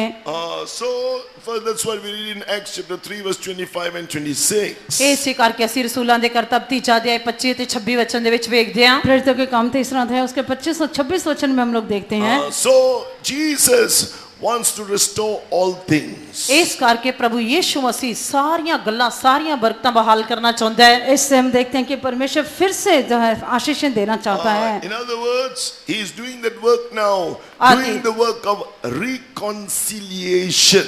ਅਤੇ ਦੂਜੇ ਸ਼ਬਦਾਂ ਦੇ ਵਿੱਚ ਉਹ ਇੱਕ ਹੋਰ ਕੰਮ ਕਰ ਰਿਹਾ ਹੈ, ਮਤਲਬ ਮੇਲ ਮਿਲਾਪ ਦਾ ਕੰਮ ਕਰ ਰਿਹਾ ਹੈ। हाँ, हम दूसरी तरफ देखने से वो अभी जो है मेल मिलाप का काम कर रहा है। What is this work of reconciliation? First of all, bringing man who was an enemy of God through his sinful works and sinful thoughts, bringing him to a place to be at peace with God. ਅਤੇ ਅਸੀਂ ਵੇਖਦੇ ਹਾਂ ਕਿ ਮੇਲ ਮਿਲਾਪ ਦੇ ਦੁਆਰਾ ਉਹ ਕੀ ਕਰਨਾ ਚਾਹੁੰਦਾ ਹੈ ਕਿ ਮਨੁੱਖ ਜਿਹੜਾ ਆਪਣੇ ਪਾਪਾਂ ਦੀ ਵਜ੍ਹਾ ਕਰਕੇ, ਆਪਣੇ ਬੁਰੇ ਕੰਮਾਂ ਦੀ ਵਜ੍ਹਾ ਕਰਕੇ ਪਰਮੇਸ਼ਰ ਤੋਂ ਦੂਰ ਸੀ, ਉਹ ਉਸ ਨੂੰ ਅਜਿਹੀ ਜਗ੍ਹਾ ਤੇ ਲੈ ਕੇ ਆਉਣਾ ਚਾਹੁੰਦਾ ਹੈ ਜਿੱਥੇ ਉਹ ਪਰਮੇਸ਼ਰ ਦੇ ਨੇੜੇ ਹੋ ਜਾਏ। हाँ, सबसे पहले वो मेल मिलाप का काम कैसे करना चाहता है? वो मनुष्य जो अपने पापों के कारण परमेश्वर से दूर हो गया था, उसको जो है उसके पापों की तौबा करवाकर उसे फिर से अपने निकट लेकर आना चाहता है। Unless you understand this purpose of God in your life, neither can you be restored and reconciled reconciled to God and be in His kingdom, neither can God use you for this world. ਜਦ ਤੱਕ ਤੁਸੀਂ ਪਰਮੇਸ਼ਰ ਦੇ ਇਸ ਪਵਿੱਤਰ ਮਕਸਦ ਨੂੰ ਨਹੀਂ ਸਮਝਦੇ ਤਦ ਤੱਕ ਤੁਸੀਂ ਪਰਮੇਸ਼ਰ ਦੇ ਕੋਲ ਨਹੀਂ ਆ ਸਕਦੇ, ਨਾ ਤੁਸੀਂ ਪਰਮੇਸ਼ਰ ਦੇ ਨਾਲ ਮੇਲ ਮਿਲਾਪ ਕਰ ਸਕਦੇ ਹੋ ਅਤੇ ਨਾ ਹੀ ਤੁਹਾਡੇ ਲਈ ਬਰਕਤਾਂ ਬਹਾਲ ਕੀਤੀਆਂ ਜਾ ਸਕਦੀਆਂ ਹਨ ਅਤੇ ਨਾ ਹੀ ਤੁਸੀਂ ਪਰਮੇਸ਼ਰ ਦੇ ਰਾਜ ਵਿੱਚ ਜਾ ਸਕਦੇ ਹੋ। और जब तक आप उसके मेल मिलाप के उद्देश्य को नहीं समझते तब तक ना ही परमेश्वर के निकट जा सकते हो, ना ही उसके साथ कुछ उसके संग रह सकते हो, और ना ही वो आपके आशीषों को फिर से लौटा कर दे सकता है। According to 2 Corinthians chapter 5 verse 18 and 19, that is why God has brought you into this apostolic ministry. This is called the ministry of reconciliation. ਇਸੇ ਕਰਕੇ 2 Corinthians 5:18. ਦੂਜਾ ਕੁਰਿੰਥੀਆਂ 5:18 ਵਚਨ ਦੇ ਵਿੱਚ ਇਸੇ ਕਰਕੇ ਪਰਮੇਸ਼ਰ ਤੁਹਾਨੂੰ ਅਜਿਹੀ ਜਗ੍ਹਾ ਤੇ ਲੈ ਕੇ ਆਇਆ। ਪਰਮੇਸ਼ਰ ਨੇ ਤੁਹਾਨੂੰ ਇਹ ਮੇਲ ਮਿਲਾਪ ਦੀ ਸੇਵਕਾਈ ਦਾ ਕੰਮ ਦਿੱਤਾ ਹੈ ਅਤੇ ਉਸਨੇ ਤੁਹਾਨੂੰ ਆਪਣੇ ਨਾਲ ਮਿਲਾ ਲਿਆ ਹੈ। हम लोग 2 Corinthians 5 उसके 18 वचन में देखते हैं कि उसने हमें मसीह के द्वारा अपने साथ मेल मिलाप कर लिया है और मेल मिलाप की सेवा हमें दी है। The gospel that is preached to his apostolic ministers in this ministry of reconciliation, this apostolic ministry, is called the word of reconciliation or the gospel of peace. ਇਸ ਕਰਕੇ ਰਸੂਲਾਂ ਦੇ ਦੁਆਰਾ ਜਿਸ ਦੀ ਸੇਵਕਾਈ ਦੇ ਦੁਆਰਾ ਜੋ ਤੁਹਾਡੇ ਅੱਗੇ ਪਰਮੇਸ਼ਰ ਦੇ ਵਚਨ ਦਾ ਪ੍ਰਚਾਰ ਕੀਤਾ ਜਾਂਦਾ ਹੈ ਜਾਂ ਜੋ ਸੇਵਾ ਕੀਤੀ ਜਾਂਦੀ ਹੈ, ਇਸ ਸੇਵਾ ਨੂੰ ਮੇਲ ਮਿਲਾਪ ਦੀ ਸੇਵਕਾਈ ਜਾਂ ਮੇਲ ਮਿਲਾਪ ਦਾ ਪਰਮੇਸ਼ਰ ਦਾ ਵਚਨ ਕਿਹਾ ਜਾਂਦਾ ਹੈ। प्रेरणा के द्वारा जो ये मेल मिलाप की सेवा जो वचन के द्वारा की जाती है वो आपका मेल करवाने की एक सेवा है और वही मेल मिलाप की सेवा है। In the work of reconciliation, God, we were once called sinners, but now through the redemption that is in Christ Jesus, made for us available through the cross. ਇਸ ਕਰਕੇ ਮੇਲ ਮਿਲਾਪ ਦੇ ਦੁਆਰਾ ਇੱਕ ਸਮੇਂ ਅਸੀਂ ਜਿਹੜੇ ਪਾਪੀ ਸੀ ਪਰਮੇਸ਼ਰ ਨੇ ਸਾਨੂੰ ਛੁਡਾਇਆ ਅਤੇ ਇਸ ਨੂੰ ਪਰਮੇਸ਼ਰ ਦੇ ਨਾਲ ਮੇਲ ਮਿਲਾਪ ਦਾ ਕੰਮ ਕਿਹਾ ਜਾਂਦਾ ਹੈ। हाँ, एक बार जब हम पापों के कारण परमेश्वर से दूर थे, क्रूस के द्वारा परमेश्वर ने हमारा मसीह के साथ फिर से मेल मिलाप करवाया। He has justified us according to Romans chapter 3 verses 24 to 26. ਰੋਮੀਆਂ ਦੀ ਪੱਤਰੀ 3 ਅਧਿਆਇ 24 ਤੋਂ ਲੈ ਕੇ 26 ਵਚਨ ਦੇ ਅਨੁਸਾਰ ਉਸਨੇ ਸਾਨੂੰ ਧਰਮੀ ਠਹਿਰਾਇਆ ਹੈ। और रोमियो की पत्री 3 अध्याय उसके 24 वचन से 26 वचन तक हम देखते हैं कि परमेश्वर ने मसीह के हमें जो है धर्मी ठहराया है। He has become the propitiation for our sins. ਉਹ ਸਾਡੇ ਪਾਪਾਂ ਦੇ ਲਈ ਪ੍ਰਾਸ਼ਚਿਤ ਠਹਿਰਿਆ। वो हमारे पापों के लिए प्रायश्चित ठहराया। That is, according to Romans chapter 5 verse 9, the wrath of God that should have come upon us was borne by the Lord Jesus Christ. ਅਤੇ ਰੋਮੀਆਂ ਦੀ ਪੱਤਰੀ 5 ਅਧਿਆਇ 9 ਵਚਨ ਦੇ ਅਨੁਸਾਰ ਪਰਮੇਸ਼ਰ ਦਾ ਕ੍ਰੋਧ ਜੋ ਸਾਡੇ ਉੱਤੇ ਪੈਣਾ ਸੀ ਉਹ ਪ੍ਰਭੂ ਯੀਸ਼ੂ ਮਸੀਹ ਦੇ ਦੁਆਰਾ ਉਸਨੇ ਆਪਣੇ ਉੱਤੇ ਚੁੱਕ ਲਿਆ। रोमियो की पत्री 5 अध्याय उसके 9 वचन के अनुसार परमेश्वर का जो क्रोध हम पर आना था वो प्रभु यीशु मसीह के द्वारा जो है उसके द्वारा हम बच गए। This is the work, the main work of reconciliation. First of all, the wrath of God that should have come upon us, which means we should be cast in the lake of fire to be burned and tormented for the rest of our lives, came upon Jesus on the cross. ਇਸ ਕਰਕੇ ਮੇਲ ਮਿਲਾਪ ਦਾ ਸਭ ਤੋਂ ਵੱਡਾ ਕੰਮ ਅਸੀਂ ਇਹ ਦੇਖਦੇ ਹਾਂ ਕਿ ਪਰਮੇਸ਼ਰ ਦਾ ਕ੍ਰੋਧ ਜਿਹੜਾ ਸਾਡੇ ਉੱਤੇ ਪੈਣਾ ਸੀ ਉਸ ਦਾ ਦੰਡ ਸਾਡੇ ਉੱਤੇ ਆਉਣਾ ਸੀ ਅਤੇ ਅਸੀਂ ਨਰਕ ਦੀ ਅੱਗ ਵਿੱਚ ਜਾਣਾ ਸੀ ਜਿੱਥੇ ਸਦਾ ਸਦਾ ਦੇ ਲਈ ਅਸੀਂ ਸਤਾਏ ਜਾਣਾ ਸੀ, ਉਹ ਪ੍ਰਭੂ ਯੀਸ਼ੂ ਮਸੀਹ ਨੇ ਆਪਣੇ ਉੱਤੇ ਚੁੱਕ ਲਿਆ। हम लोग देखते हैं कि परमेश्वर का क्रोध जब हमारे ऊपर आना था हमें दंड मिलना था, नरक के आग में हमेशा हमेशा के लिए हमने सताए जाना था, मरना था, वो जो है उसने प्रभु यीशु मसीह ने अपने ऊपर ले लिया। That was one thing Jesus bore on the cross that is unimaginable. ਅਤੇ ਉਹ ਪ੍ਰਭੂ ਯੀਸ਼ੂ ਮਸੀਹ ਨੇ ਜੋ ਸਲੀਬ ਦੇ ਉੱਤੇ ਕੰਮ ਕੀਤਾ ਉਹ ਸਾਡੀ ਕਲਪਨਾ ਤੋਂ ਵੀ ਬਾਹਰ ਹੈ। और प्रभु यीशु मसीह ने जो क्रूस पर हमारे लिए कार्य किया है वो हमारी कल्पना से बाहर है। When you believe that and repent of your sins, Romans 5:9, you are justified. Now, you and I who were called sinners, now we are called righteous. ਰੋਮੀਆਂ ਦੀ ਪੱਤਰੀ 5 ਅਧਿਆਇ 9 ਵਚਨ ਜਦ ਅਸੀਂ ਉਸ ਦੇ ਉੱਤੇ ਵਿਸ਼ਵਾਸ ਕਰਕੇ ਉਸ ਦੇ ਬਾਰੇ ਪਛਤਾਪ ਕਰਦੇ ਹਾਂ ਤਾਂ ਅਸੀਂ ਧਰਮੀ ਠਹਿਰਾਏ ਜਾਂਦੇ ਹਾਂ। ਅਸੀਂ ਇੱਕ ਸਮੇਂ ਜੋ ਪਾਪੀ ਸੀ ਪਰ ਹੁਣ ਤੋਂ ਬਾਅਦ ਅਸੀਂ ਪਾਪੀ नहीं हैं, ਅਸੀਂ ਧਰਮੀ ठहराए गए हैं। हाँ, हम जो है प्रभु अपने पापों के कारण उससे दूर थे पर उस पाप के कारण हम लोग दोषी ठहराए जाते थे, पर प्रभु के रोमी की पत्री 5 अध्याय उसके 9 वचन के द्वारा हम लोग धर्मी ठहराए गए हैं और हमारे विश्वास करने के कारण हम लोग अब धर्मी हैं। In the work of reconciliation Jesus has done according to Colossians chapter 1 verse 20 and 21, we are brought to peace with God and we are no more enemies. ਅੱਜ ਕੋਲੋਸੀਆਂ ਦੀ ਪੱਤਰੀ ਪਹਿਲਾ ਅਧਿਆਇ 20 ਅਤੇ 21 ਵਚਨ ਦੇ ਅਨੁਸਾਰ ਪਰਮੇਸ਼ਰ ਨੇ ਸਾਡੇ ਲਈ ਜੋ ਮੇਲ ਮਿਲਾਪ ਦਾ ਕੰਮ ਕੀਤਾ ਉਹ ਇਹ ਹੈ ਕਿ ਅਸੀਂ ਜੋ ਆਪਣੇ ਕੁਕਰਮਾਂ ਦੇ ਅਨੁਸਾਰ ਪਹਿਲਾਂ ਪਰਮੇਸ਼ਰ ਦੇ ਮਨੋਂ ਵੈਰੀ ਸੀ, ਹੁਣ ਤੋਂ ਬਾਅਦ ਅਸੀਂ ਪਰਮੇਸ਼ਰ ਦੇ ਮਨੋਂ ਵੈਰੀ ਨਹੀਂ ਹਾਂ। ਉਸਨੇ ਸਾਡਾ ਮੇਲ ਮਿਲਾਪ कर लिया है। कलोसियों की पत्री पहला अध्याय उसके 20 और 21 वचन के अनुसार पहले अपने मन में हृदय से हम परमेश्वर के शत्रु थे, पर अब उसने अपने वचन के अनुसार हमारे से मेल मिलाप कर लिया है। According to Ephesians chapter 2 verse 13, through that work of reconciliation, we are now near to God. We are called the sons of God, or the children of God, or sons of God. ਅਫਸੀਆਂ ਦੀ ਪੱਤਰੀ ਦੂਜਾ ਅਧਿਆਇ 13 ਵਚਨ ਦੇ ਅਨੁਸਾਰ ਪਹਿਲਾਂ ਅਸੀਂ ਜਿਹੜੇ ਆਪਣੇ ਪਾਪ ਦੀ ਵਜ੍ਹਾ ਕਰਕੇ ਪਰਮੇਸ਼ਰ ਤੋਂ ਦੂਰ ਸੀ, ਪਰ ਉਸਦੇ ਮੇਲ ਮਿਲਾਪ ਦੀ ਕੰਮ ਦੀ ਵਜ੍ਹਾ ਕਰਕੇ ਅਸੀਂ ਪਰਮੇਸ਼ਰ ਦੇ ਨੇੜੇ ਲਿਆਂਦੇ ਗਏ ਹਾਂ। ਹੁਣ ਅਸੀਂ ਪਰਮੇਸ਼ਰ ਦੇ ਪੁੱਤਰ ਅਖਵਾਉਂਦੇ ਹਾਂ ਅਤੇ ਅਸੀਂ ਉਸਦੇ ਬੱਚੇ ਹਾਂ। हाँ, हम पहले अपने पाप के कारण परमेश्वर से दूर थे, पर उसने जो है अपने लहू के द्वारा हमें निकट लेकर आया और अब हम परमेश्वर के पुत्र कहलाते हैं, उसके संतान कहलाते हैं। According to Ephesians chapter 2 verse 18, the work of reconciliation enables also to have access by one spirit unto the Father. ਅਤੇ ਅਫਸੀਆਂ ਦੀ ਪੱਤਰੀ ਦੂਜਾ ਅਧਿਆਇ 18 ਵਚਨ ਦੇ ਦੁਆਰਾ ਅਸੀਂ ਦੇਖਦੇ ਹਾਂ ਕਿ ਉਸਦੇ ਮੇਲ ਮਿਲਾਪ ਦਾ ਕੰਮ ਇੱਕ ਹੋਰ ਕੰਮ ਵੀ ਕਰਦਾ ਹੈ ਕਿ ਉਸਦੇ ਦੁਆਰਾ ਇੱਕੋ ਆਤਮਾ ਦੇ ਵਿੱਚ ਅਸੀਂ ਪਿਤਾ ਦੇ ਕੋਲ ਜਾਂਦੇ ਹਾਂ। और इस मेल मिलाप के काम को जो है इफ्सियों की पत्री 2 अध्याय उसके 18 वचन के द्वारा हम मेल मिलाप के द्वारा एक ही आत्मा के द्वारा पिता के पास पहुंचाए जाते हैं। What is the meaning of that? इसका अर्थ ਕੀ ਹੈ? इसका अर्थ क्या है? According to John chapter 14 verse 6, the Lord Jesus said, I am the way, the truth and the life. No man cometh unto the Father but by me. ਰੋਮ ਯਹੂਨਾ ਦੀ ਇੰਜੀਲ 14 ਅਧਿਆਇ 6 ਵਚਨ ਦੇ ਵਿੱਚ ਪ੍ਰਭੂ ਯੀਸ਼ੂ ਮਸੀਹ ਨੇ ਕਿਹਾ, ਰਾਹ ਸਚਾਈ ਅਤੇ ਜਿਉਣ ਮੈਂ ਹਾਂ, ਕੋਈ ਮੇਰੇ ਵਸੀਲੇ ਬਿਨਾ ਪਿਤਾ ਦੇ ਕੋਲ ਨਹੀਂ ਆਉਂਦਾ। हाँ, यूहन्ना का सुसमाचार 14 अध्याय उसके 6 वचन के अनुसार प्रभु यीशु मसीह ने कहा, मार्ग सत्य और जीवन मैं ही हूँ और बिना मेरे द्वारा कोई पिता के पास नहीं पहुँच सकता। So he was speaking about coming to the Father. That is John chapter 14 verse 2 and 3. In my Father's house in the kingdom of God there are many, in the eternal kingdom there are many mansions. I am going to prepare a place for you. ਅਤੇ ਯਹੂਨਾ ਦੀ ਇੰਜੀਲ 14 ਅਧਿਆਇ ਦੇ ਵਿੱਚ ਪ੍ਰਭੂ ਯੀਸ਼ੂ ਮਸੀਹ ਪਿਤਾ ਪਰਮੇਸ਼ਰ ਦੇ ਕੋਲ ਆਉਣ ਦੇ ਬਾਰੇ ਦੱਸਦਾ ਹੈ ਅਤੇ ਉਹ ਕਹਿੰਦਾ ਕਿ ਮੇਰੇ ਪਿਤਾ ਦੇ ਘਰ ਵਿੱਚ ਬਹੁਤ ਸਾਰੇ ਨਿਵਾਸ ਸਥਾਨ ਹਨ ਅਤੇ ਮੈਂ ਜੇ ਨਾ ਹੁੰਦੇ ਤਾਂ ਤੁਹਾਨੂੰ ਕਹਿ ਦਿੰਦਾ, ਜੋ ਮੈਂ ਤੁਹਾਡੇ ਲਈ ਜਗ੍ਹਾ ਤਿਆਰ ਕਰਨ ਦੇ ਲਈ ਜਾਂਦਾ ਹਾਂ। हाँ, जो है यूहन्ना का सुसमाचार उसके 14 वचन के अनुसार जो है प्रभु यीशु मसीह कहता है कि मेरे पिता के घर में बहुत सी स्थान आपके लिए हैं, मैं उसको जाकर आपके लिए तैयार करता हूँ। When will that work be finished? ਜਦੋਂ That ਕੰਮ work of reconciliation. ਇਹ ਕੰਮ ਜਦ ਪੂਰਾ ਹੋ ਗਿਆ ਤਾਂ ਇਹ ਮੇਲ ਮਿਲਾਪ ਦਾ ਕੰਮ ਸੰਪੂਰਨ ਹੋਏਗਾ। और जब ये काम पूरा होगा तो मेल मिलाप का काम भी पूरा होगा। According to 2 Corinthians 5 verse 21, he became sin for us that we may be made the righteousness of God in him, so that we can come to the place also to know no sin. ਅਤੇ ਦੂਜਾ ਕੁਰਿੰਥੀਆਂ 5 ਅਧਿਆਇ ਉਸ ਦੇ 20 ਵਚਨ ਦੇ ਅਨੁਸਾਰ ਉਹ ਜਿਹੜਾ ਪਾਪ ਦਾ ਜਾਣੂ ਨਹੀਂ ਸੀ ਸਾਡੀ ਖਾਤਰ ਪਾਪ ਬਣਿਆ ਅਤੇ ਉਸਨੇ ਸਾਨੂੰ ਧਰਮੀ ਠਹਿਰਾਇਆ ਤਾਂ ਕਿ ਹੁਣ ਸਾਡੇ ਵਿੱਚ ਕੋਈ ਵੀ ਪਾਪ नहीं है। और दूसरा कुरिन्थी 5 अध्याय उसके 21 वचन के अनुसार जो पाप से अज्ञात था उसी को उसने हमारे लिए पाप ठहराया कि हम उसमें होकर परमेश्वर की धार्मिकता बन जाएं। When this work is finished, when you believe all what Jesus did for you, submit to that gospel of peace which is preached through his apostles, and surrender yourself and let God do this work to sanctify you wholly.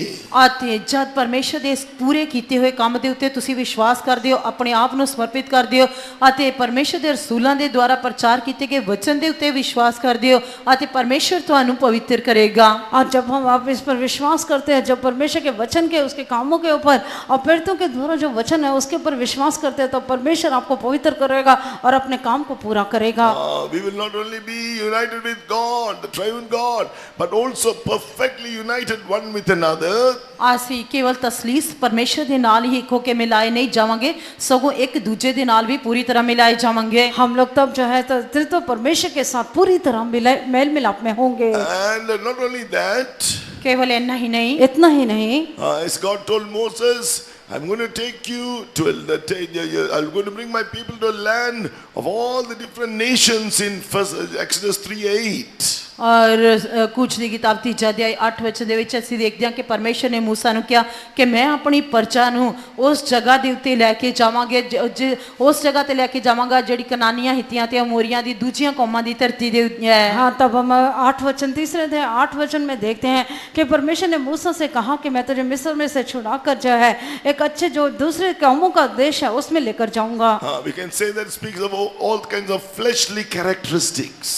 ਅਤੇ ਅਸੀਂ ਕਹਿ ਸਕਦੇ ਹਾਂ ਕਿ ਉਹ ਸਭ ਪ੍ਰਕਾਰ ਦੇ ਸਰੀਰਿਕ ਸੁਭਾਵਾਂ ਨੂੰ ਦਰਸਾਉਂਦਾ ਹੈ। ये सब जो है शारीरिक स्वभाव को दिखाता है। So when he has sanctified us wholly and given us victory over sin, the world, the flesh and Satan, ਜਦ ਉਸਨੇ ਸਾਨੂੰ ਪੂਰੀ ਤਰ੍ਹਾਂ ਪਵਿੱਤਰ ਕਰੇਗਾ ਅਤੇ ਸਾਨੂੰ ਪਾਪ, ਸੰਸਾਰ, ਸ਼ੈਤਾਨ ਅਤੇ ਹਰੇਕ ਬੁਰਾਈ ਦੇ ਉੱਤੇ ਪੂਰੀ ਤਰ੍ਹਾਂ ਫਤਹ ਦੇਵੇਗਾ, तब जब वो हमें जो है पाप, संसार और बुराई के ऊपर जब वो हमें जय देगा, then Jesus is going to come again to receive us unto himself. ਤਦ ਪ੍ਰਭੂ ਯੀਸ਼ੂ ਮਸੀਹ ਸਾਨੂੰ ਆਪਣੇ ਕੋਲ ਲੈ ਕੇ ਜਾਣ ਦੇ ਲਈ ਆਏਗਾ। तब प्रभु यीशु मसीह अपने पास लेकर जाने के लिए वो आएगा। Oh, this is why he is calling us and he wants to do his work in and through us. ਅਤੇ ਇਸੇ ਕਰਕੇ ਪਰਮੇਸ਼ਰ ਸਾਨੂੰ ਸੱਦ ਰਿਹਾ ਹੈ ਅਤੇ ਉਹ ਆਪਣਾ ਕੰਮ ਸਾਡੇ ਅੰਦਰ ਅਤੇ ਸਾਡੇ ਦੁਆਰਾ ਕਰਨਾ ਚਾਹੁੰਦਾ ਹੈ। इसी उद्देश्य के लिए परमेश्वर हमें बुलाता है और वो अपने कार्य को हमारे लिए, हमारे अंदर और हमारे द्वारा करना चाहता है। He wants the fire of his love to burn in our hearts when we know what he has done for us through his love on the cross of Calvary. ਜਦ ਅਸੀਂ ਇਹ ਜਾਣ ਚਾਹੁੰਦੇ ਹਾਂ ਕਿ ਉਸਨੇ ਕਲਵਰੀ ਕਰੂਸ ਦੇ ਦੁਆਰਾ ਸਾਡੇ ਲਈ ਕੀ ਕੁਝ ਕੀਤਾ ਅਤੇ ਉਹ ਚਾਹੁੰਦਾ ਹੈ ਕਿ ਉਸਦੇ ਪ੍ਰੇਮ ਦੀ ਅੱਗ ਸਾਡੇ ਹਿਰਦੇ ਦੇ ਅੰਦਰ ਜਲਦੀ ਰਹੇ। हमें जब उसने क्रूस पर हमारे लिए क्या किया है उसको जानते हुए उसके प्रेम की अग्नि हमारे हृदय में जलना चाहिए। Looking at Jesus and our sinful state, we can only humble and admit our state, repent and allow God to sanctify us. ਸਾਨੂੰ ਆਪਣੀ ਅਵਸਥਾ ਨੂੰ ਦੇਖਦੇ ਹੋਏ, ਸਾਨੂੰ ਆਪਣੇ ਆਪ ਨੂੰ ਜਾਣਦੇ ਹੋਏ ਸਾਨੂੰ ਲਗਾਤਾਰ ਪਛਤਾਪ ਕਰਨਾ ਚਾਹੀਦਾ ਹੈ, ਆਪਣੇ ਆਪ ਨੂੰ ਹਲੀਮ ਕਰਨਾ ਚਾਹੀਦਾ ਹੈ ਅਤੇ ਉਸ ਦੇ ਅੱਗੇ ਇਕਰਾਰ ਕਰਦੇ ਜਾਣਾ ਚਾਹੀਦਾ ਹੈ ਤੇ ਉਸ ਨੂੰ ਮੰਨ ਲੈਣਾ ਚਾਹੀਦਾ ਹੈ। यीशु की तरफ देखते हुए हमें अपने आप को अवस्था को जान लेना चाहिए और लगातार अपने आप को अपने पापों का इकरार करते हुए, हलीम करते हुए, नम्र करते हुए हमें उससे पश्चाताप करते रहना चाहिए। Yes, he will do that work in us and do that work of reconciliation, bring us to that place to be holy or sanctified entirely. ਇਸ ਕਰਕੇ ਉਹ ਆਪਣੇ ਕੰਮ ਨੂੰ ਸਾਡੇ ਅੰਦਰ ਕਰੇਗਾ ਅਤੇ ਸਾਨੂੰ ਪਵਿੱਤਰ ਕਰੇਗਾ ਅਤੇ ਸਾਨੂੰ ਪਵਿੱਤਰ ਕਰਕੇ ਉਸ ਜਗ੍ਹਾ ਤੇ ਖੜਾ ਕਰੇਗਾ, ਆਪਣੇ ਨਾਲ ਉਸ ਦੇ ਸਮਾਨ ਨਿਰਮਾਣ ਕਰੇਗਾ। वो हमारे बीच में हमारे अंदर ये कार्य को करेगा, हमें पवित्र करेगा, हमें स्थापित करेगा और अपने साथ खड़ा करेगा। He will make us bring us to a place to be found without sin as those who know no sin. ਅਤੇ ਅਸੀਂ ਅਜਿਹੀ ਜਗ੍ਹਾ ਤੇ ਆਵਾਂਗੇ ਕਿ ਜਿਸ ਤਰ੍ਹਾਂ ਸਾਡੇ ਵਿੱਚ ਕੋਈ ਪਾਪ ਨਹੀਂ, ਜਿਸ ਤਰ੍ਹਾਂ ਉਸਨੇ ਪਾਪ ਨੂੰ ਜਾਣਿਆ ਹੀ ਨਹੀਂ ਸੀ। हाँ, वो हमें एक ऐसे स्थान पर लाकर खड़ा करेगा जब हमारे अंदर कोई पाप नहीं होगा और ऐसा होगा जैसे हम पाप से अज्ञात हैं। So the fire of God that works in you, he will consume all things that comes against you and give you victory over sin, the world, the flesh and Satan and sickness and death. ਇਸ ਕਰਕੇ ਪਰਮੇਸ਼ਰ ਦੀ ਅੱਗ ਜਿਹੜੀ ਤੁਹਾਡੇ ਅੰਦਰ ਬਲਦੀ ਹੈ ਉਹ ਤੁਹਾਡੇ ਵਿਰੋਧ ਵਿੱਚ ਆਉਣ ਵਾਲੀਆਂ ਸਾਰੀਆਂ ਪਾਪ ਨੂੰ, ਸੰਸਾਰ ਨੂੰ, ਸ਼ੈਤਾਨ ਨੂੰ, ਬਿਮਾਰੀ ਨੂੰ, ਸਰਾਪ ਨੂੰ ਅਤੇ ਹਰੇਕ बुरी शक्ति ਦਾ ਨਾਸ਼ ਕਰੇਗੀ। और जो वो प्रेम की आग जो आपके अंदर जलती है वो आपके विरुद्ध में आने वाले हरेक पाप को, बुराई को, शैतान की शक्तियों को पूरी तरह भस्म करेगा। Be found in that heart of that first love, filled with the heart of being filled with a heart full of gratitude. ਇਸ ਕਰਕੇ ਤੁਹਾਡਾ ਦਿਲ ਪਰਮੇਸ਼ਰ ਦੇ ਪਹਿਲੇ ਪ੍ਰੇਮ ਦੀ ਅਵਸਥਾ ਦੇ ਵਿੱਚ ਆਇਆ ਰਹਿਣਾ ਚਾਹੀਦਾ ਹੈ ਅਤੇ ਪਰਮੇਸ਼ਰ ਦੇ ਪਹਿਲੇ ਪ੍ਰੇਮ ਦੇ ਵਿੱਚ ਭਰ ਜਾਓ। इस करके आपका हृदय हमेशा प्रभु के प्रेम से भरा रहे और पहले प्रेम में हमेशा बना रहे। Then you won't live for yourself.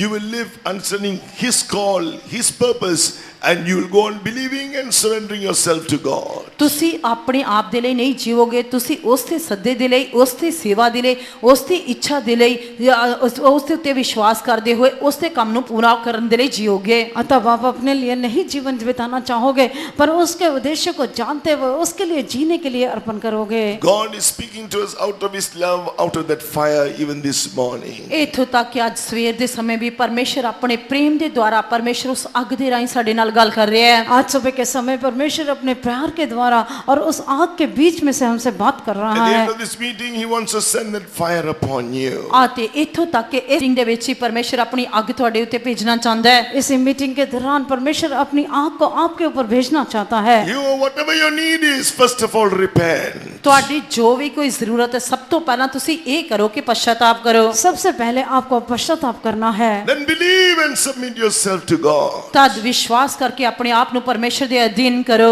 तब अपने विश्वास करते हुए अपने आप को परमेश्वर के हाथों में दे He will दें। come near to you. ਉਹ ਤੁਹਾਡੇ ਕੋਲ ਆਏਗਾ। वो आपके निकट आएगा। He will come with His fire into you. ਉਹ ਆਪਣੀ ਅੱਗ ਦੇ ਨਾਲ ਤੁਹਾਡੇ ਕੋਲ ਆਏਗਾ। वो अपनी आग के साथ आपके पास आएगा। He will consume whatever is against you and your life and whatever is coming against you and your family. ਅਤੇ ਜੋ ਕੁਝ ਤੁਹਾਡੇ ਜੀਵਨ ਦੇ ਵਿਰੁੱਧ ਤੁਹਾਡੇ ਪਰਿਵਾਰ ਦੇ ਵਿਰੁੱਧ ਆਉਂਦੇ ਆ ਉਹ ਉਹਨਾਂ ਸਾਰੀਆਂ ਗੱਲਾਂ ਨੂੰ ਸਾਰੀਆਂ ਸ਼ਕਤੀਆਂ ਨੂੰ ਭਸਮ ਕਰੇਗਾ। तब वो आपके और आपके परिवार के विरुद्ध में जो भी बुरी चीज आती है उसको वो भस्म करेगा। One day you are going to dwell with God who is that fire. ਅਤੇ ਤੁਸੀਂ जो कुछ उसके नाल करना है बस परमेश्वर दी आग ਨੂੰ स्वीकार करना है। आपको सिर्फ इतना ही करना है कि आपको परमेश्वर की आग He को is ग्रहण going करना to है। perfect you in His holiness. ਉਹ ਤੁਹਾਨੂੰ ਆਪਣੀ ਪਵਿੱਤਰਤਾਈ ਦੇ ਵਿੱਚ ਸਿੱਧ ਕਰਨ ਜਾ ਰਿਹਾ वो ਹੈ। आपको अपनी पवित्रताई में संपूर्ण He करेगा। is going to perfect you in His love. ਉਹ ਤੁਹਾਨੂੰ ਆਪਣੇ ਪ੍ਰੇਮ ਵਿੱਚ ਸਿੱਧ ਕਰਨ ਜਾ ਰਿਹਾ वो ਹੈ। आपको अपने प्रेम में He संपूर्ण will करेगा। perfect you in doing His will and in faith. ਉਹ ਤੁਹਾਨੂੰ ਆਪਣੀ ਇੱਛਾ ਤੇ ਵਿਸ਼ਵਾਸ ਦੇ ਵਿੱਚ ਸਿੱਧ ਕਰਨ ਜਾ ਰਿਹਾ वो ਹੈ। आपको अपनी मर्जी में और अपने विश्वास में संपूर्ण He करेगा। will make you an overcomer in all things. ਉਹ ਤੁਹਾਨੂੰ ਹਰੇਕ ਚੀਜ਼ ਦੇ ਉੱਤੇ ਫਤਿਹਮੰਦ ਬਣਾਉਣ ਜਾ ਰਿਹਾ वो ਹੈ। आपको हर एक बात के ऊपर जयवंत Amen. बनाएगा। Those who want to experience it now, let us all stand. ਜੋ ਇਸ ਗੱਲ ਦਾ ਤਜਰਬਾ ਕਰਨਾ ਚਾਹੁੰਦੇ ਹਨ ਆਓ ਸਾਰੇ ਖੜੇ ਹੋ ਜਾਵਾਂਗੇ। जो लोग इन बातों का अनुभव करना चाहते हैं वो सब Just लोग for खड़े हो about जाएंगे। 5 minutes after the chorus is sung, about 5 minutes, be filled with the Spirit, with the fire of God. ਇਸ ਕਰਕੇ 5 ਮਿੰਟ ਦਾ ਸਮਾਂ ਹੈ ਜਿਉਂ ਹੀ ਕੋਰਸ ਗਾਇਆ ਜਾਏਗਾ ਪਰਮੇਸ਼ਰ ਦੇ ਪ੍ਰੇਮ ਅਤੇ ਪਰਮੇਸ਼ਰ ਦੀ ਅੱਗ ਦੇ ਨਾਲ ਭਰ ਜਾਓ। हाँ 5 मिनट का समय है पर जैसे कोरस गाया जाता है परमेश्वर के प्रेम और उसके आग से भर जाए। Oh, He wants to prepare you for that eternal kingdom where God the fire dwells. ਇਸ ਕਰਕੇ ਪਰਮੇਸ਼ਰ ਤੁਹਾਨੂੰ ਸਦੀਪਕ ਰਾਜ ਦੇ ਲਈ ਤਿਆਰ ਕਰਨਾ ਚਾਹੁੰਦਾ ਹੈ ਜਿੱਥੇ ਪਰਮੇਸ਼ਰ ਜੋ ਕਿ ਅੱਗ ਹੈ ਉਹ ਵਾਸ ਕਰਦਾ ਹੈ। परमेश्वर आपको अनंत राज्य के लिए तैयार करेगा जहाँ खुद Amen. परमेश्वर और उसके आग वास करता है। Oh, let Him make you perfect as He is. ਤਾਂ ਕਿ ਅਸੀਂ ਉਸੇ ਸਮਾਨ ਜਿਵੇਂ ਉਹ ਸਿੱਧ ਹੈ ਸਿੱਧ ਹੋ ਸਕੀਏ। ताकि जैसे वो सिद्ध है वैसे हम भी सिद्ध बन सकें। Let Him reconcile you totally and make you holy as He is. ਆਤੀ ਉਹ ਤੁਹਾਡੇ ਨਾਲ ਪੂਰੀ ਤਰ੍ਹਾਂ ਮੇਲ ਮਿਲਾਪ ਕਰਕੇ ਜਿਸ ਤਰ੍ਹਾਂ ਉਹ ਪਵਿੱਤਰ ਹੈ ਤੁਸੀਂ ਉਸ ਤਰ੍ਹਾਂ ਪਵਿੱਤਰ ਹੋ ਸਕੋ। हाँ वो आपके साथ पूरी तरह मेल मिलाप करना चाहता है ताकि जैसे वो पवित्र है आप भी पवित्र हो सको। After the chorus, let the fire of God burn. Course ਤੋਂ Speak ਬਾਅਦ in tongues and let the fire of God burn. Course ਤੋਂ ਬਾਅਦ ਪਰਮੇਸ਼ਰ ਦੀ ਅੱਗ ਚੱਲਣੀ ਚਾਹੀਦੀ ਹੈ। ਗੈਰ ਜ਼ਬਾਨ ਭਰੋ ਅਤੇ ਪਵਿੱਤਰ ਆਤਮਾ ਦੇ ਵਿੱਚ ਉਸ ਦੀ ਅੱਗ ਦੇ ਵਿੱਚ ਭਰ ਜਾਓ। हाँ कोरस के बाद जो है अग्नि हम में जलना चाहिए। अन्य भाषा बोलते हुए आग आपके ऊपर उतरना चाहिए। अंधेरा हो रहा है हर जगह और बत्ती का भी